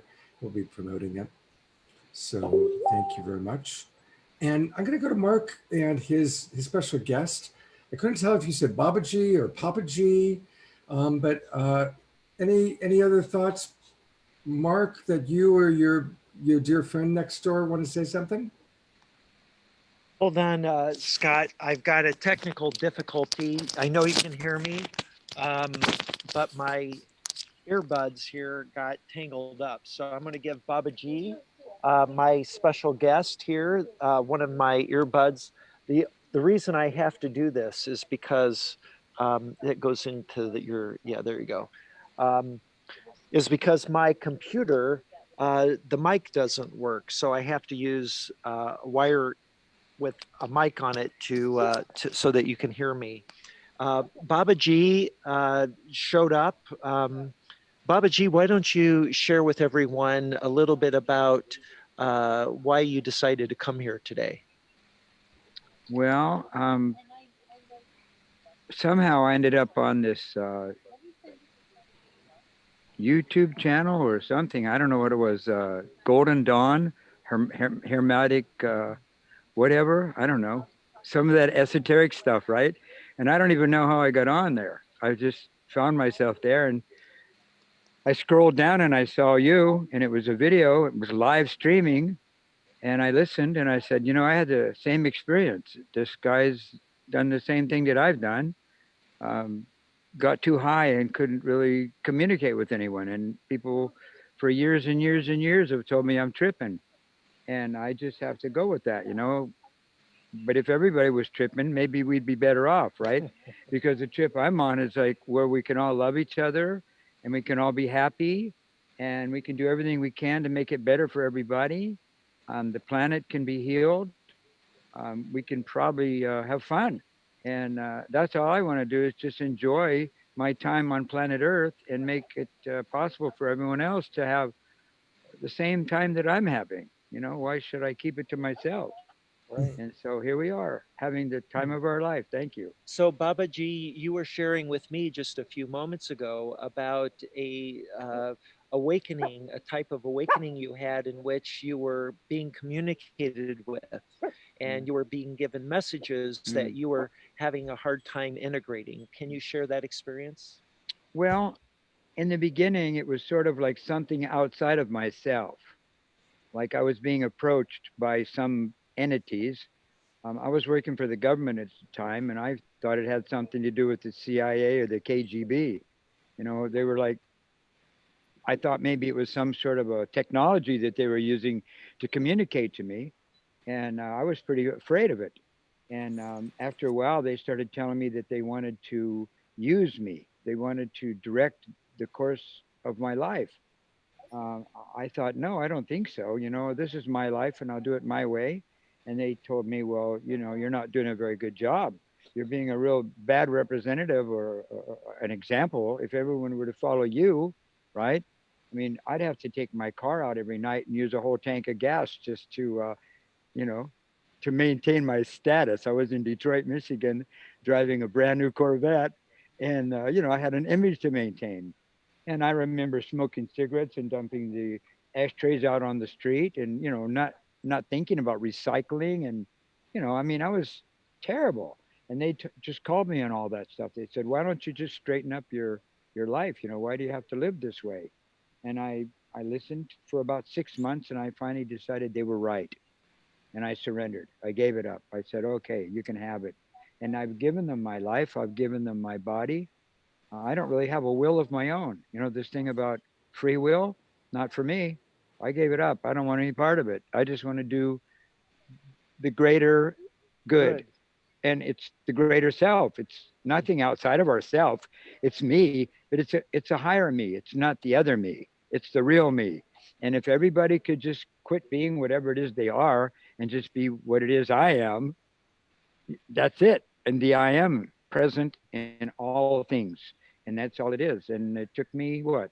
I started in 1967 and I'm finally getting a language that I can use to maybe present it properly to other people so that they won't be afraid. All you have to do is it's like you're in a car and there's two steering wheels and you got one and the other people have the other and they're more qualified. You know, they've got their certificates and you're just playing around and you might as well just let go of the wheel and let them have their way. And that's what I'm saying. Come on down, you know, all of you, come on in. We're inviting you into our hearts and we want all of us just to be one and you're the only one that can do it for us because we're just in the way. Does that make sense? It does to me. Beautiful. That's beautiful. Thank you so much. Thank you. This is a true brother. This he felt called. He knew somehow where we were broadcasting from. We've been keeping it pretty quiet actually about where we are.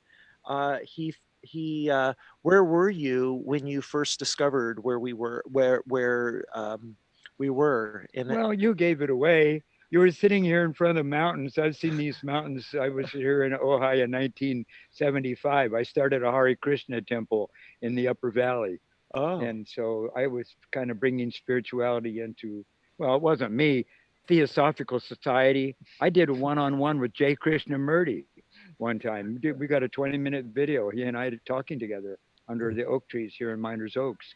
So this is home to me. And when you said, well, I'm sitting here in Ojai waiting for a spaceship, I said, oh, wow, I got to get on with it. And then you said, what, 2020?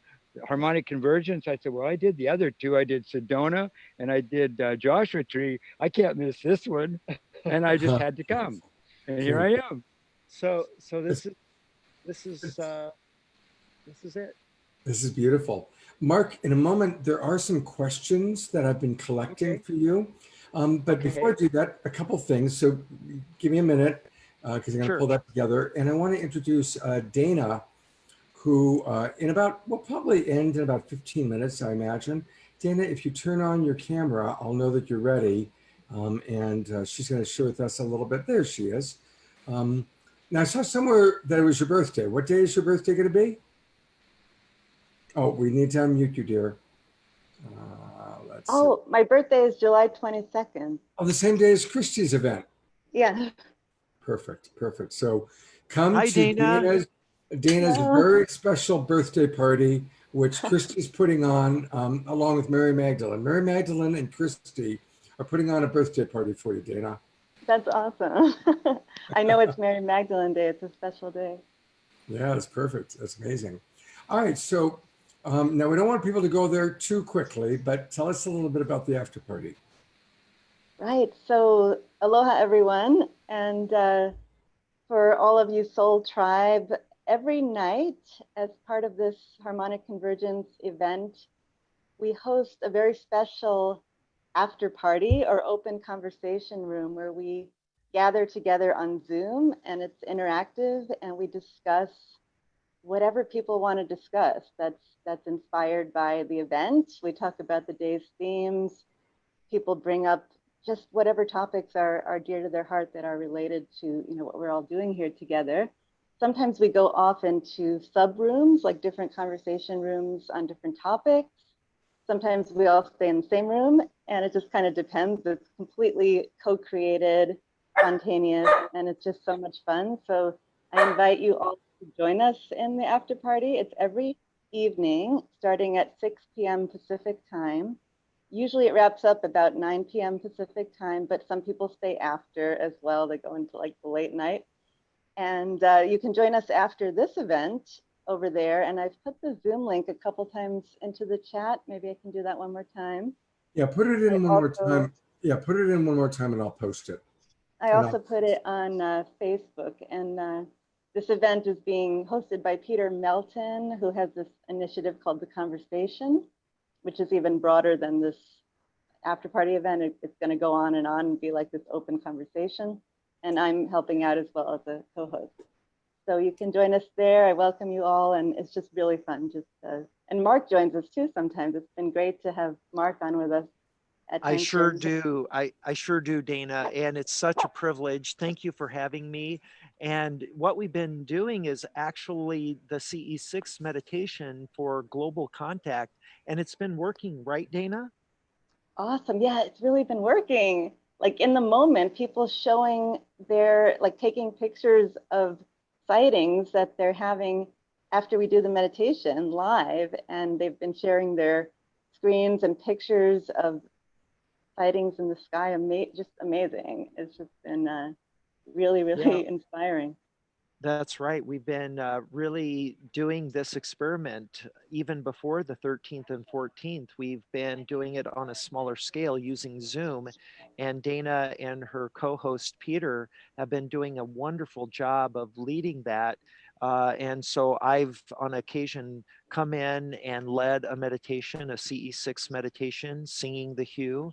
And afterwards we look up outside, and some people have been seeing lights, and configurations, and taking pictures and sharing them with us here at the Harmonic Convergence 2020 staff.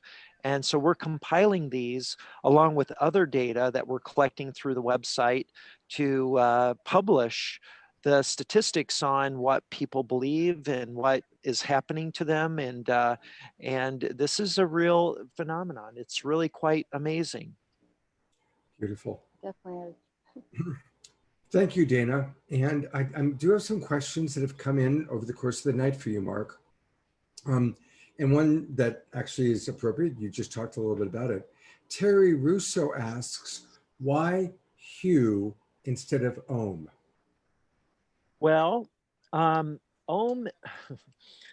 I'm no expert in this, but hue is a tone that, according to Ekankar, is the sound of creation. And all sounds are combined into this one sacred sound. It's a primordial sound of creation. And we sing it as ekast to God. And we are told by the Mahanta, the leader of Ekankar, the living Mahanta, who is Darwin Gross? no, oh shoot, I'm sorry, I can't recall his name at the moment. Paul Twitchell. And then Yeah, Paul Twitchell was the founder of Ekankar back in the 60s. He was an Air Force pilot after World War II who went to Athens, well, to Greece, and was told at the Oracle of Delphi to go or Delphi to go to Tibet to study at a monastery there, which he did for many years. And then he brought the teachings of Ekankar to the West and established in Los Angeles originally. And then he moved the headquarters to Las Vegas. And now the headquarters is in Manchasson, Minnesota. And it's Harold Klemp is the current Mahanta. And I was in Ekast for 2 years. I left Ekankar because Tejbar told me I had studied what I needed to learn there. And the main thing I learned was the hue. There were other things I learned, but their main exercise is singing the hue, and it's lovely. And it opened me up to that experience, connecting me with the higher realms of of God and of creation. And yeah, that's it. Okay, thank you. I've got a question for Danny Sheehan. Hopefully, Danny, you're going to notice this. Danny, are you hearing me okay? Just if you could unmute yourself. Yep. And Oops, this comes from Morgine Jordan. She asks, does anyone know the name of the book that the man wrote who interviewed all those people that Mr. Sheehan talked about? The name of the book. She may well be talking about Dr. John Mack. Dr. John Mack wrote a book called Abduction, Human Encounters with Aliens. That he had originally wanted to do a major article in the New England Journal of Medicine, actually reporting about the normalcy of the people that had been sent to him to have these clinical psychiatric examinations, high-level military officials who had insisted upon reporting a UFO despite everybody's pushback against them. But the experience was so profound to them that they insisted upon communicating this officially to the Air Force and other military services, police departments and things like that. And so he would get these people sent to him to have these psychiatric exams. And so he kept giving them these full battery of all these tests and everything, and discovered that they were all well within the normal parameters of normalcy, except for this experience that they had. And it didn't seem to serve them any good purpose because it hurt their careers and everything else. So he wanted to write an article in the New England Journal of Medicine about it. So he submitted a full manuscript of a study of all these people. And the editor-in-chief of the New England Journal of Medicine sent it back to him and said, we're not going to publish this. And John was not only the chairman of the Department of Clinical Psychiatry at Harvard Medical School, he was a Pulitzer Prize winning author. He wrote the definitive psychobiography of T.E. Lawrence of Arabia, a major book called The Prince of Our Disorder. But when they wouldn't publish this article for him, he got really upset about it, in short, and he went to a publisher and they published the story. And it was his book called, they put the name on it, Abductions, Human Encounters with Aliens, but he tells the story of all kinds of the people that I got to interview in his defense. But there were others, dozens of others who I got to really get to talk to. That's how I met most of the major people that are involved, many of whom are dead now, but I got to meet almost all of them back in 1994, including Bob Dean, and all of them, many of whom are gone now. Bud Hopkins and all of the people at the origins of this thing in the in the 1950s and 60s. So the bottom line is that that book, that one book called Abduction, Human Encounters with Aliens, is probably the book you're talking about, dear. But there's another one that he wrote called Passport to the Cosmos, which has more stories, has more detailed stories. And it's with the kind of credibility of the chairman of the Department of Clinical Psychiatry at Harvard Medical School, laying out these stories. And it had such a profound impact on people around the country. It was sort of introductory to all of this information you're now getting from the To the Stars Academy about the sightings off California of the USS Nimitz. And it's constantly taking videos of these craft going and coming in and out of the sea in between the southern end of California and Baja over into the Catalina Island.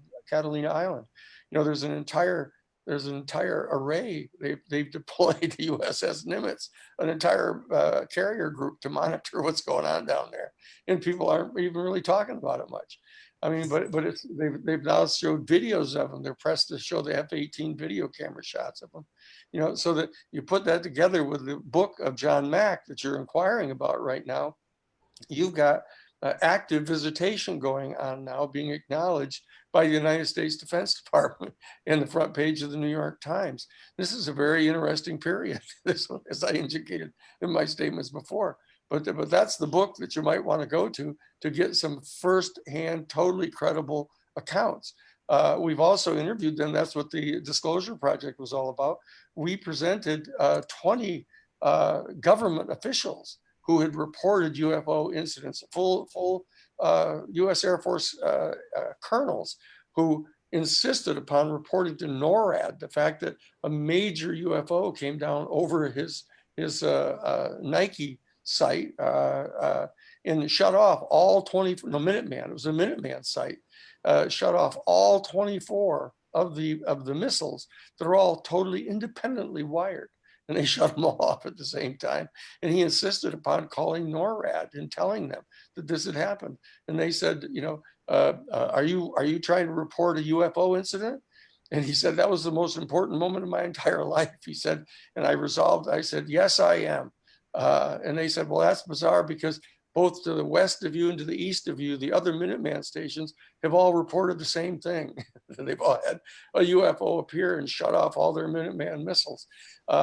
And so that I got to take this man to his congressman, to sit him down with his congressman, to tell him what he had seen.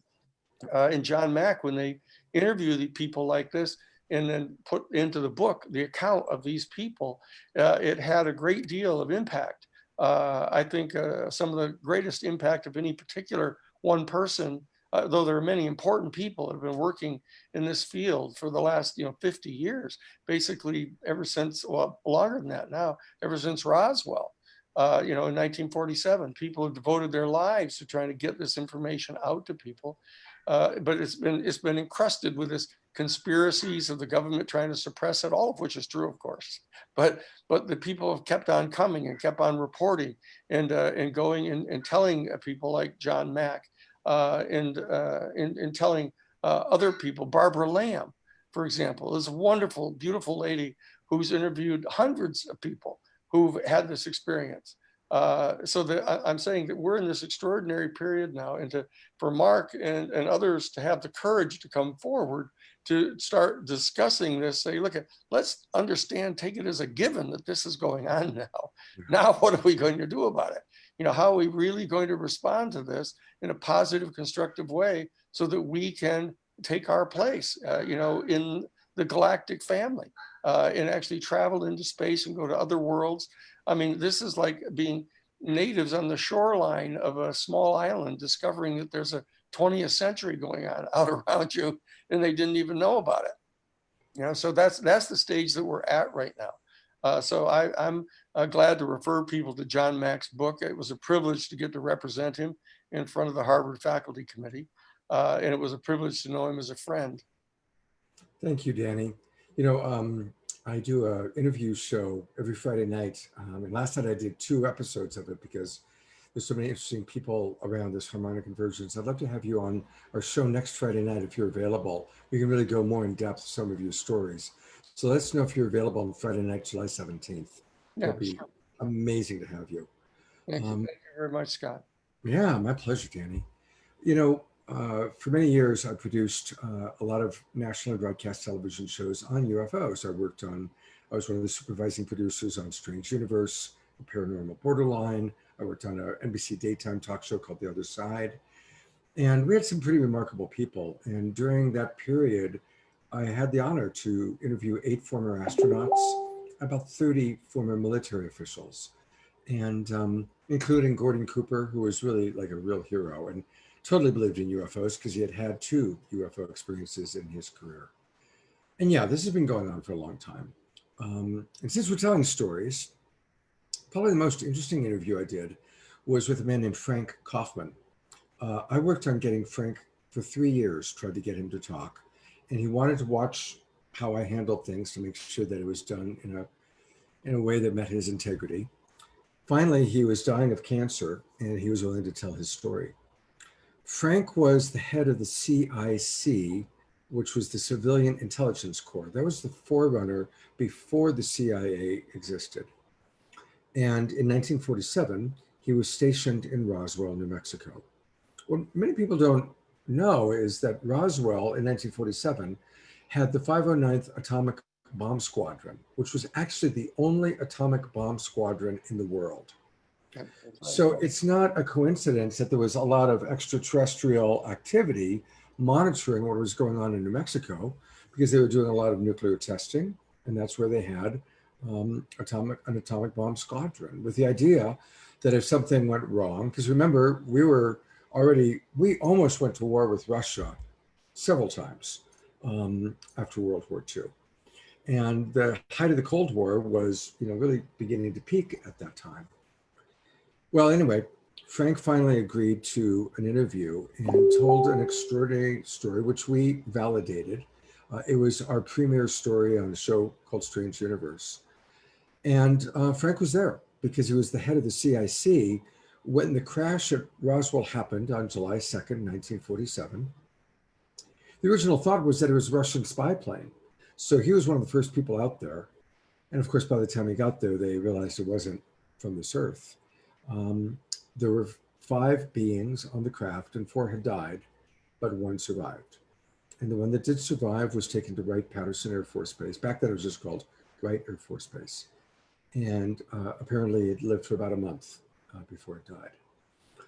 And what's important about the Roswell event and why there's so much about it is that it took place in group consensus reality. A lot of people saw the ship. And then, of course, there was the famous cover-up that the government did, because Roswell, being a small little city, it actually made it on the radio station and made it on the news. And for 24 hours, Roswell was saying, wow, UFO crashed in our town. And then the government came swooping in, said, no, no, no, it's just pieces of a weather balloon. And we all kind of know that story. But what's important, and the reason I bring this up, is that that was an event that really was significant on 2 levels. First of all, it's the reason the United States won the space race and basically won the economic war, because we were able to back or reverse engineer what we got from that craft, which gave us a huge heads up technologically. But it was also important because it was a significant event in group consensus reality that, okay, we now have atomic weapons, we are being watched more closely, and it's time for more connection. And from that point on, there's been so much more ongoing connection, many of the stories that we've heard, and I'm sure you'll hear many more stories as we go along. So just wanted to kind of add that little bit of history. And a couple more questions. Is Mark still there? Let me see if Mark is still there. He's not. So I think we're about to wrap up, but I want to acknowledge Alan and Son Lundell, who have been patiently watching, because I'm going to show an incredible video that they just spent the last few days making for us. Alan and Son are 2 of my favorite people. Truly, we're all part of the same star family. We've been doing video production work together, I think, 30 years now? Something like that? Yeah. Yeah, Son was back in the Strange 90s. Universe days. Yep, yep. And they have done a wonderful job of creating this wonderful video they've done all the videos for the Saturday Night Live trailers. And so I'm really excited. I'm going to show the one that they've just created. So here we go. And let's maximum grace for Alan and Son. We sure appreciate their hard work. So here we go. Let's take a look.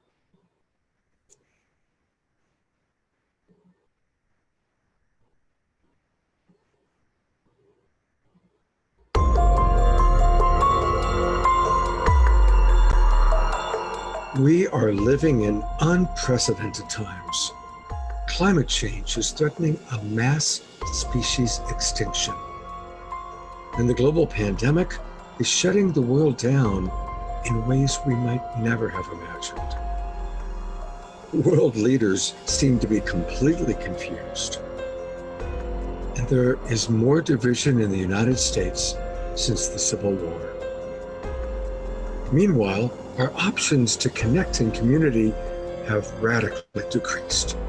Closed restaurants, no sporting events, no dance events, no festivals, social distancing, masks when in public.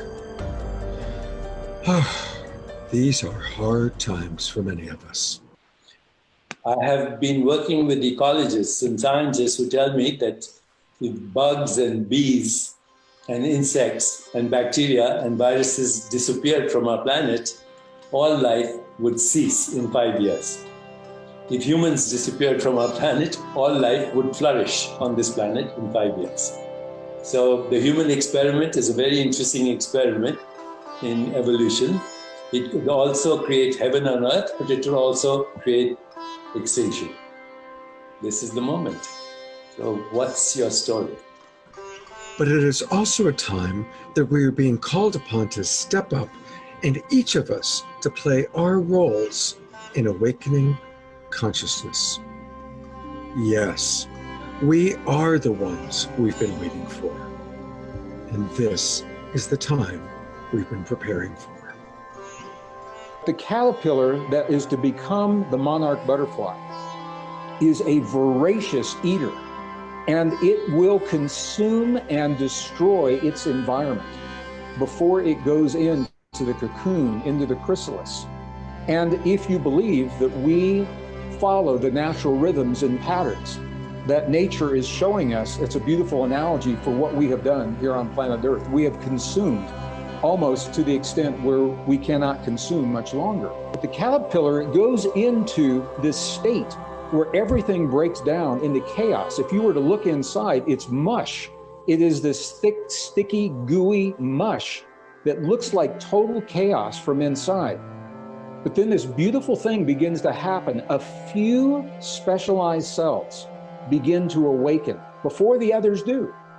They begin to awaken and recognize that something new is possible. And they are, in fact, called in biology the imaginal cells. And it is those imaginal cells that inform all of the other cells in the sticky, gooey mush that something greater is possible, and they become the organizing principle that allows the other cells then to align following what the imaginal cells now have shared is possible. Everyone in our audience tonight, everyone tuning in, everyone on this panel, and many others that may not even know are the imaginal cells in our collective awakening. Since the beginning of the pandemic, a dynamic, inspirational variety show captivates thousands of viewers every week. Welcome to Saturday Night Alive for the Global Peace Tribe. Our guests have included dozens of inspirational speakers, such as Deepak Chopra and Greg Graydon, who you just heard from. Another popular speaker who has appeared multiple times is Marianne Williamson. You and I are already programmed to become the highest, most creative manifestation of our potential in this life. All thought creates form. If I think with love, divine intelligence, co-create, meditate, pray, get my guidance from within, go out there to extend love, then that is what I will create in my life. We need to get going. We need to recreate the world in which we live. Each show provides 2 or 3 musical performers. I know we're gonna be about freedom, 'cause it belongs to all of us. Thank you. Each have many different musical styles, but all of which are inspirational. Keep on keeping on, Mahatma Gandhi. Keep on keeping on, he keeps on keeping on. Your love and your light keeps on keeping on. Martin Luther King, keep on keeping on. Ooh, keep on keeping on. Your love and your light keeps on keeping on. Even Olaks from Siberia, currently finalists on America's Got Talent.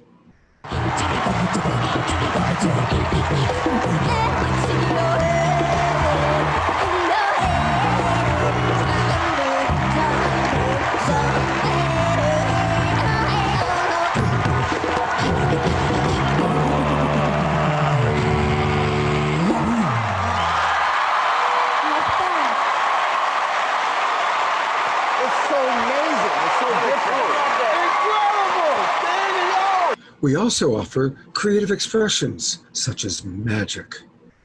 Here we go. Let's count to 3. Everybody, here we go. 1, 2, 3. Solved. Yes. And even a popular ventriloquist. Trees are green, red roses too. I see them bloom for me and you, and I think to myself, what a wonderful world.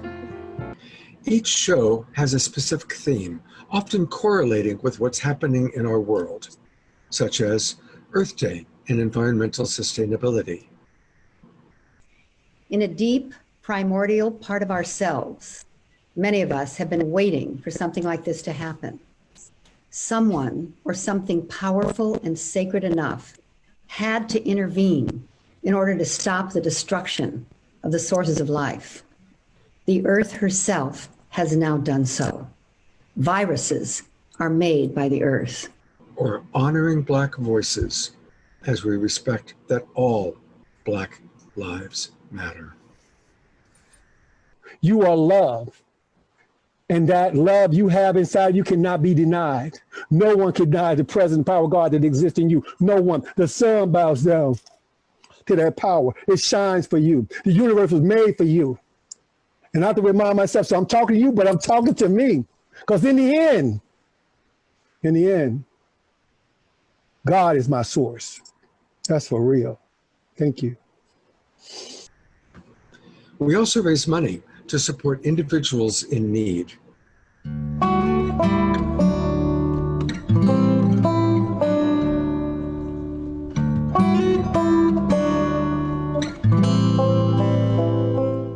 And we've supported over a dozen community organizations that provide valuable and important services.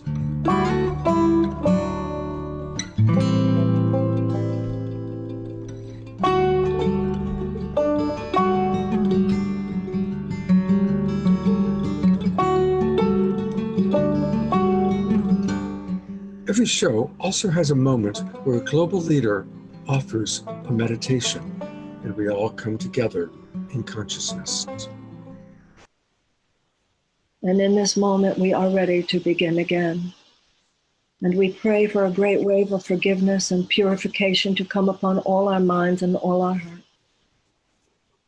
As we now gaze into a different and possible future in which all are fed, all are nurtured, and all are loved.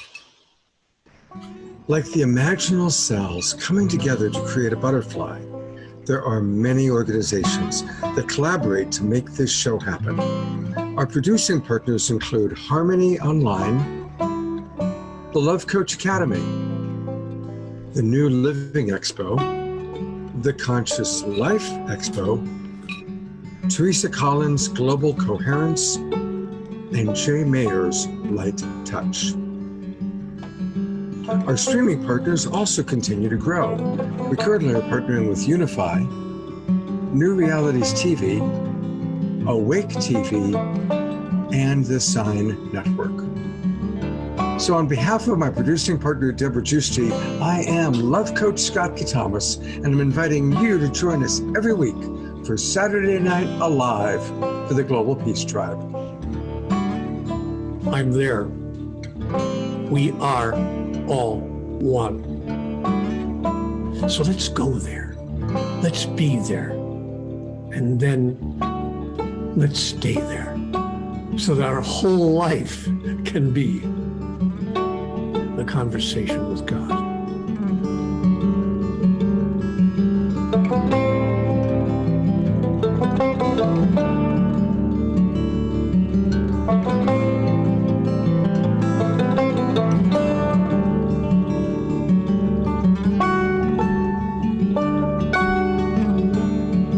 Yay, Ellen and Son, we love you guys so much. There they are. Love you guys too. Yeah, it's really fun working on that. And it really inspires me to see the amazing minds and beings and spirit that we all share with each other. Anything is possible. I think a true renaissance can happen. And boy, is it just in time, because we're getting these new tools that allow biogenetic engineering and designer viruses that could take us all out very quickly. And at the same time, we can ascend to the stars. So which will it be? You know, how will we succeed? I think we're doing what we need to do. We all get together like the imaginal cells that Greg Braden was talking about, and do our thing, and it'll unfold. And we're very pleased to be part of it. And thank you, Scott, for helping pull all of us together. Yeah. It's amazing. Isn't it something how this whole thing has grown? I mean, it started as a fundraising, a little fundraiser for Fantuzzi with maybe 100 people watching. Yeah, here we are. Amazing, huh? It's incredible. It's Hey, just- and Deborah it's- Giusti's back. I'm back. All right. Thank you, Ellen and Son. Beautiful. Thank you, Deborah. Yeah. The mothering of this effort is such a gift to the world. It has so uplifted my soul throughout this whole period, and I really feel it's foundational and helping those who are ready to hold on to the light and create that resonant field that's going to lift us all. Thank you so much. It's like what we did with Harmony. This is just Harmony 2.0. Yeah, carrying into the bigger world now. Yeah, the lessons have been learned. Yeah, And, as we meet our ancestors and our new light body relations, it's just a fantastic time. Yeah. Well, thank you again, Ellen and Son. Love you guys so much. Oh, And we're gonna thank you, keep you Scott. busy as we keep growing and expanding. So every month or so we'll need a new one. New amazing things will unfold, no doubt. You know what's New amazing? inventions, and we've been looking at the virus really intensely on our Dr. Future show. Yeah. Yeah, and we just found out some interesting information. I'll pass on to you. It's a final moment that all viruses are usually either helical or icosahedral or spherical in design. And what's interesting about this virus is that it's all three. It's all three at once. And with all the knowledge that we're getting in from this cosmic sources, what is this telling us? Why is it so complex? Why is it, more than the other viruses in design? And, is there an ET element to this, or is it man-made? I'd be kind of see what our higher sources can reveal about this. Yeah. That is interesting. And I think thank you for sharing that. And I think it's just one more example that, this virus has a beautiful intention. And we need to find that balance of let me put the spotlight on myself for a moment there.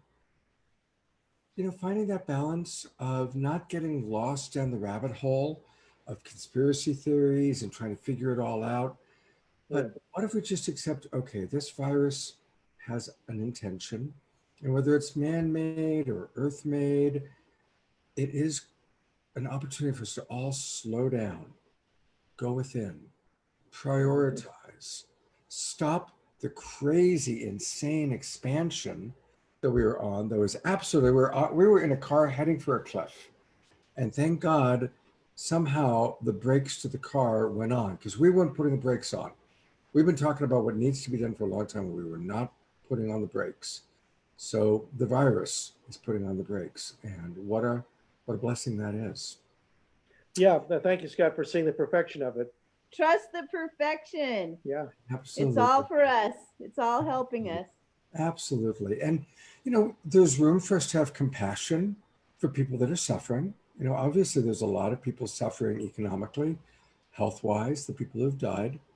So we don't do a spiritual bypass of la-di-da, everything's wonderful, but everything's perfect. Even the hard stuff, we have compassion while acknowledging the perfection and being humble and being grateful that we are healthy, being grateful that we do have the freedom that we do, being grateful that we can come together, these little imaginal cells that we all are. Be grateful for that. You know what? There are 162 imaginal cells still in our Zoom room at 10:45. We started 5 hours ago, and we still got 162 people in the Zoom room. We've got 26 people on the Love Coach Academy Facebook page, and God knows how many other people on the other pages we can't track. It's pretty amazing. That's pretty amazing. Hey, I promised Deborah Haviland, I want to show real quickly. Let me pull it up again. Deborah is starting a show on Love Coach Academy, and it's going to be on Sundays at 11 o'clock Eastern, 8 o'clock Western Pacific time. So just want to mention that. It's going to start, I'm imagining, probably a week from tomorrow, I would guess. And while I'm actually showing things, I might as well mention briefly about Love Coach Academy. Love Coach Academy is my organization. I started it when my wife passed away in honor of her. And I'm really proud. We've got right now 24 love coaches that have all been trained through me and all bring their own gifts, their own talents. And we've been doing 2 or 3 webinars every day. So if you're interested in all that we're doing, and this show is part of the Love Coach Academy series, it's our kind of big show in collaboration with Deborah. But go to lovecoachacademy.com, click on events, and you can see all the different shows that we're doing. And every day we've got 2 or 3 webinars, everything from recovery talk, Fantuzzi concerts, empathy support groups, self-love show. I think Trish is still watching right now. She's amazing. Couples coaching with Paul Sterling, my show, interviews with extraordinary people. And then Trish and I have our late night talk show on Friday nights. Of course, Saturday, this is the big show that we put so much energy into. Sundays, I do a show every morning, Sunday morning at 10 o'clock in the morning, all about how to make the day sacred. And Paul Sterling has his show, and Mandy, the street angel, is launching her show tomorrow night. So definitely come to Love Coach Academy. They're all free webinars. These are all free for you. So check it out. All right. We are going to wrap it up. I'm going to turn it over to my partner, Deborah, to see if she has any final words of wisdom or love. Total love. This is what this show is about, is connecting us in love, reminding us we're connected in love, and reminding us what we came here to do and the consciousness we're meant to bring in. So it's always so amazing at the end here to accomplish all that we have together. And again, just so much love and appreciation. Beautiful. And I want to thank the people that are still on panel. There's Christy Michaels. There's Deborah Haviland all the way in Florida, where it's got to be like 2 o'clock in the morning or some ridiculous thing. And there's Willard. I have no idea. But what time is it in Bangkok, Willard? What time is it there? It is, let's see, 10 minutes to 1 in the afternoon. Oh, good. All right. Well, that's reasonable. Alan and Son in Boulder Creek at their incredible virtual world studios where all the magic happens. And I'm Love Coach Scott Thomas up in Lake County, the northern part of the wine country, saying thank you for watching. Thank you for lasting with us all this time. We certainly Fun set a new stuff. record. for We're long- having a harmonic convergence watch party here at the beach house next Tuesday night on the beach. So I'll just put it out to our friends who are here listening. Local Santa we're, Cruz We're joining the, aliens. yeah, we're joining the harmonic convergence and Love hosting to here come. at the beach. Wow. Kind of a big hop for me. Oh my gosh, I have so many wonderful memories of times with you guys at the beach house. Yeah. Well, Yeah. it's still here. Guys, we'll see you again on the 14th for sure. Oh, yeah, hey, great. Danny, are you going to join them? Wonderful. Yeah, I think I'm on the show on the 14th, I think. Great, fantastic. All right, you Yeah. guys, I'm gonna have a glass of wine and a little bit of dinner and take my dogs for a walk. They've been very patient. All right. Dogs are Oh, out. Jim and his beloved, they've been with us the whole time too. So thank you. I've been watching you dancing and smiling and moving to the things. And thank you for giving us the astrology lesson. God bless you both. You've been real loyal fans for our show. I really appreciate that. Thank you, you guys. Take care. We love you. I love you. Go out and look up. Look up. Keep your eyes on the sky. That's exactly Definitely. right, Danny. Right. Let's all look up to the sky. Okay. Great Good night, time. everybody. Take Good night, care. you guys. Good night, all.